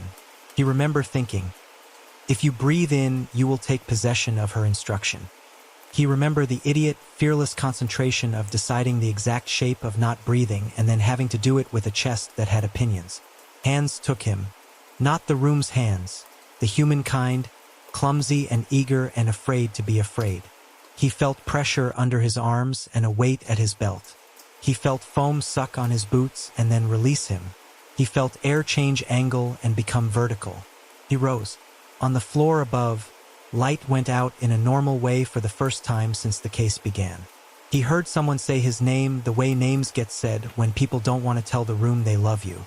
He heard a string of instructions: easy now, hold, watch the lip, and then nothing, because nothing is a kind of mercy men who do this work have earned. When he returned to a room that stayed still and did not hum, the ceiling was a respectable gray, and the air smelled like wet coats and sudden helpless coffee. He blinked. Petra was above him and too close and refusing to look like someone above him and too close. Lenka had the look people get when an equation gives up and becomes a prayer. Marek's lip strip had gone loose and his hands shook because they were young enough to tell the truth. Radek tried to speak and the shape of no was all his mouth would permit. He closed it again because no had learned to be a poor tool lately. Someone offered water, he took it. It tasted of steel and of the kind of tap that gets used to rinse blood. He sat up too soon and accepted the penalty. He looked at the hatch and did not want to look and looked anyway. The web had fallen. Not cut. Not neatly collapsed into piles of useful salvage, but given up on acting like a single thing. The wires lay in lax, insulting drifts, puddled silver like the leavings of a day a good seamstress would call spoiled. The bench had shifted half a meter and then decided to stay. The machine sat with a heel lifted like a stubborn child's shoe. The thimble lay under the cage where he had thrown it. It had a dent so small he could not have put a number to it. He counted anyway. They carried him to the street on a stretcher because once a stretcher has been involved there are rules about it. The night had lost its appetite for unusual light. It had taken back the old sodium glow that makes cities look equally guilty. People at the cordon had the decency to look away and the indecency to look back. The ministry liaison had gone to write a sentence where control appeared near a predicate that made grammarians nervous. Svoboda met the stretcher with mild reprimand in her expression and praise in the hands she pretended were only practical. She cleaned the reopened line and did not talk about its beauty. She touched the cut on his palm and pretended not to know what he had lost. She felt his pulse and found it and nodded, giving him back a little of his name. Did it stop? Marek asked, because boys need small answers when the big ones are practicing their entrances. It stopped for now, Lenka said, not lying. The thread broke. The soloist, Petra said, half to herself, half to the recorder that was still dutiful in her pocket. Silver against silver. Spoken against. He closed his eyes because the ceiling behind them wanted to be a web and he would not grant it. He thought of the ethnomusicologist's staff paper with its quiet marks and felt the thin, mean satisfaction that comes when an instruction has been defeated by the simplest defiance. Cut the line that tells the others how to behave. He knew it would not be enough for always. He took for now in both hands. They loaded him. The doors banged in a rhythm the city recognizes as living. The siren refused to sing. He smiled a little because the siren had learned to say less. Back in the workshop, the thimble lay where it had fallen. In the basement, needles rested. In the street, people tried new words and found they preferred the old ones that tell children to go to bed even if everyone knows no one will sleep. He felt himself go down into the dark of anesthetic and did not fight. If she wanted to measure his mouth while he slept, she would find no breath to pin. He dreamed of a hand unclenching and thread falling without resisting. He dreamed of women singing wrong on purpose so a song could not be stolen from them and made correct. He dreamed of a registrar writing reopened in a ledger that had learned how to blush. He woke with silence in the room, followed him, polite as a clerk. He understood then the shape of what he had purchased. He was not sure he could afford it. The web lay slack, the thimble dented, the thread from beneath it cut. The scissors lay broken, their blessing spent. Radek survived and was pulled back to the street, but the quiet did not release him. It went with him, learned his breath, and waited. Morning made the basement look like a practical joke that had lost its nerve. The web lay in sullen drifts of wire, the mannequin had stopped pretending to be posture, and the thimble, dented by a single unremarkable blow, sat under a cage like a coin nobody claimed.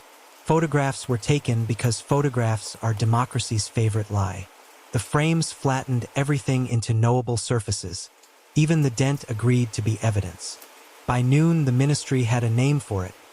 An arsonist hoax exposing unsafe conditions. The liaison, restored to his natural size by daylight, stood before microphones and turned the city into a sentence where the predicate was stability. He said the word conspiracy with a smile that asked people to congratulate themselves for not believing in one. He gestured toward the hole as if it had been designed for pointing. The order to demolish arrived 2 hours later with the bureaucratic neatness of bad news that plans to travel. Heavy machines took position at dusk. The street learned again what engines mean when they clear their throats. The crew did everything right. They bit through brick and culture with equal appetite, lowered the walls into heaps, salted the heaps with water so dust would behave, and rolled the site flatter than the map that had denied the basement. They left a sign wired to a fence, redevelopment pending, because development is a lullaby that works even on cities. Officially, the workshop ended that day. Unofficially, people still heard knocking. Not at the fence. The fence was obedient. In the alleys near the site, doors nobody remembered having noticed began to cough politely for attention. A varnished rectangle would appear between posters. A latch that hadn't been there the week before would lift itself into familiarity. A frame would imply an entrance on a wall too thin to hold one. The knocks were gentle, always from the inside. The bodies that could be saved were saved. Svoboda wrote obstruction, gradual into forms that prefer numbers, not adverbs. She handed the coil in the dish to the chain of custody with a face that refused to dramatize. The 2 officers were buried with homilies that remembered their names. The watchman's family declined the ministry's statement about hoaxes and accepted instead a municipal stipend that did not mention song. The survivors did not go back to speaking. The girl from the pushchair learned to sing with a whistle pressed to her lips. The tune came out as breath, a thin metallic bird. A boy with the threadmaker's smile compiled a list of ways to answer without mouth. Palms, pen, eyes, and wrote better beside 2 of them, not as a judgment, as a mercy. Adela kept her clipboard. When she needed to say yes, she wrote yes. When she needed to say no, she wrote it twice. If anyone asked her whether she would recover voice, she wrote, "I am not a room you can reopen," and then, if necessary, something kind. Petra stayed late at her desk with the recorder's files open and her fingers idle, as if hands starved of buttons might recall loop, cinch, cross on their own. On a good evening, she filed images into evidence, and into a private folder she named nothing and salted with wrong dates. On a worse evening, she walked the river until the glow off the water made her feel like a negative being bathed into visibility. She kept one print on her wall against sense and habit, the beam flare that looked like a knife-lit edge on. If you asked, she said it was a reminder that light misbehaves. Lenka submitted her report on time. She used phrases like heat discontinuity and unexplained suppression because the language of engineering has learned how to be brave without boasting. She recommended, with a steadiness that gave itself away as fury, that future structural seals be treated as postponements, not solutions. The captain called her into his office and thanked her aloud.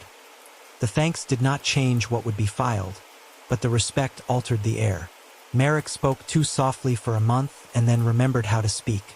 The white strip on his lip faded to a whisper of scar, a parenthesis that made his mouth look as if it had almost said something and thought better of it. He carried needles in a plastic tube in his pocket as a talisman against needles. When he met the boy with the threadmaker's smile on a tram platform, he said hello and meant it. The boy lifted a hand and meant it back. 2 stops later, Merrick disembarked early because something about the regularity of the walk signal chirp had begun to feel like counting.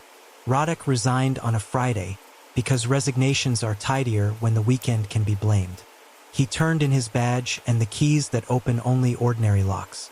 The captain shook his hand and did not say, "You did enough," because men who have stood in the same rooms know there is no such sentence. He packed the small ceremony of his desk into a cardboard box. Plants, 2 pens that wrote every time, a printout of the staff paper with the ethnomusicologist's marks, and left a note on Petra's keyboard that said, "Sing wrong when you can." He didn't sign. She knew. He returned the broken silver scissors to the sacristan wrapped in linen. She took the halves in both palms, as if the instrument's refusal had elevated it to relic. "You brought them back." she said, and did not ask whether they had done what scissors are for. She laid the pieces in a velvet drawer beside chalice spoons and a fork that had cheered weddings. "We will not mend them," she added, closing the drawer with a finality that released him. "Some things work once and spend themselves. Let them rest." Dr. Eliska Horikova presented a paper under a different title to an audience that did not know what, exactly, they were being spared. She spoke about the morphology of lullabies and the ethics of collecting. She used the word canon as if it belonged to music and not artillery. At questions she said that songs build houses in people and that those houses later determine the neighborhoods they are willing to live in. A man with tidy hair asked if this was political. She said all choirs are. She walked home under lamplight that liked its own reflection in puddles and hummed wrong to feel safe. The journalist with the eyebrows published one more piece and then didn't. The last post stayed up for 16 minutes. A photograph of the hole at night, captioned "You're looking the wrong way," before being replaced by an apology to readers and partners that had not been written by his mouth. His apartment stood months afterward with small, correct signs of departure. A cup turned upside down to dry, a book face down as if it had been told to wait, a dinner receipt folded into a neat geometry that said someone had learned to be careful with paper. The file of his stories on the web turned into a series of links that led to a page that led to a page that promised the page would return soon. The microfilm at the newspaper library had been scored in the same place the old reel had, "Officer struck by needlework of singular," as if a century had chosen its tier carefully. The fence around the lot went on sagging like a belt that's lost interest. A month after the demolition, a municipal crew arrived to mark utilities for a developer and found the chalk lines refusing to take on the old address. The foreman kicked a can, looked at the plan, and kicked the can again. "Maps lie," he said, without malice, and put a new line a meter to the left. That night, a cyclist stopped in the alley one street over because he had heard a polite tapping from a flight of cellar stairs that had not existed that afternoon. He stood listening long enough to teach himself the courage to say no aloud. He went home a different way and felt foolish and lived. Rodek took rooms in a flat that had been arrears to somebody else, and coddled the illusion that the view mattered.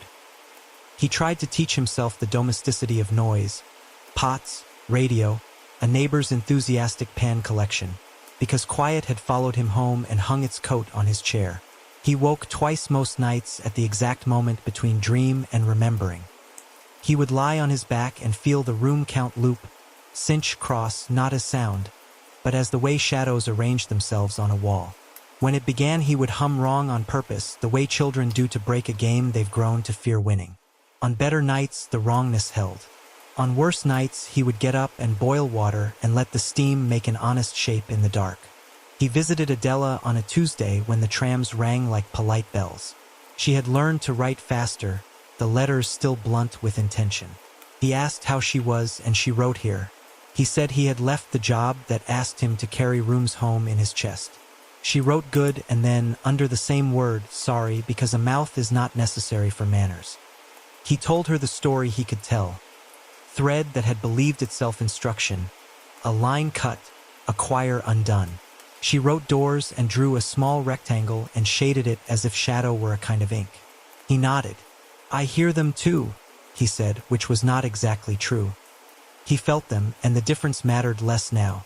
People in the neighborhood made a pact they would later deny. If a knock arrived from the wrong side of a door, they would not answer. They spoke more gently to children. They taught them the lullabies that survived in families that had not liked being collected. When someone began to hum a tune that kept time too well, another someone would sing the wrong note on purpose and everyone would laugh, and the wrongness would be an agreed-upon shield. The city found its register again. Traffic, bargaining, the chime of cafe cups, and beneath it a low intention like a river. "We will not be tuned by strangers." The ministry released a report on redevelopment that contained 3 photographs of other buildings and a thermometer of optimism. The lieutenant who had signed Rodek's assignment memo signed a new paper that retired the case into the borehole of resources reallocated. Somewhere a clerk, promoted and coughing less, stamped a form complete and allowed himself to believe that words can make a deed final by posture alone. The stamp left a purple bruise on paper that glowed like nostalgia. The evidence locker learned its own habits. The coil in the dish sulked into a tighter spiral. The dented thimble made a private sound against the tray when the room settled for the night. The bag of beaded wire rolled back and forth a finger's width on foam, as if remembering the idea of gravity had pleased it once. On a slow evening, the locker guard found that the inventory room had its own pressure. He turned the radio on to a station where the hands play scales wrong on purpose and felt the air lighten. Rodek kept appointments with the ethnomusicologist long after their usefulness expired. They took coffee in a room that insisted on its acoustics. She brought him new staff paper and taught him how to draw stress marks so his own breath would not trust the count. He told her about old women who sang their versions with a stubbornness that sounded like grace. She said, "So long as grandmothers are vain about their dialects, we'll be safe." They both knew it was hope performing an honest job. In the end, the city did what cities do when they survive a neat horror. It filed it by feeling rather than by fact. People remembered the way foam slid off silver and forgot the part where two men had been corrected into silence forever. They repeated the line about hoaxes because it fit the mouth. They instructed themselves, without boasting of it, to be skeptical of any door too polite to be there in the morning. When spring came, shop windows hung lace again, cheap and cheerful. Some shoppers stood and admired the way light made pattern. Others crossed the street, embarrassed by their own caution. A few traced loops, cinch, cross on the glass with a finger and then wiped it away, superstitious about memory. On his last night in the flat before giving it up for a place with fewer interior doors, Rodek woke to a knock that wasn't a knock so much as a suggestion that he remember the shape. It came from the wardrobe, from the old wood that had learned long ago how to warp in weather. He sat up and let the room make its case. When it had finished, he said, softly, faithfully, wrong on purpose, "Not tonight." The quiet leaned against him for a minute, then straightened itself like a clerk adjusting a stack of forms and went to sulk elsewhere. He lay back and felt the old, simple animal relief of not being measured. He wrote one more line in his notebook before surrendering to what sleep had left. Not a theory, a caution. When you cannot stop a song, refuse its count. He closed the book on that sentence like a lid.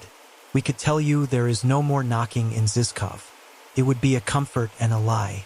We could tell you the city learned a single lesson. That would be too neat for this place, which learns in increments, forgets in festivals, and carries its scars where tourists won't see them. If you walk past the fence at dusk and you hear the smallest patient sound, thimble against wood, needle in its tin, the hush a room makes when it hopes you will open it. Do not be brave and do not be kind. Be exact. Count wrong. Sing wrong. Keep your mouth for truths that need saying. In Prague, beware the thread that listens, for it sows silence where truth should be. And that is where we leave you. Streets rinsed by a late rain, doors certain of themselves, and a city that hums in its own disobedient key. This has been Somnolent Conspiracies. Sleep with your doors honest and your songs your own.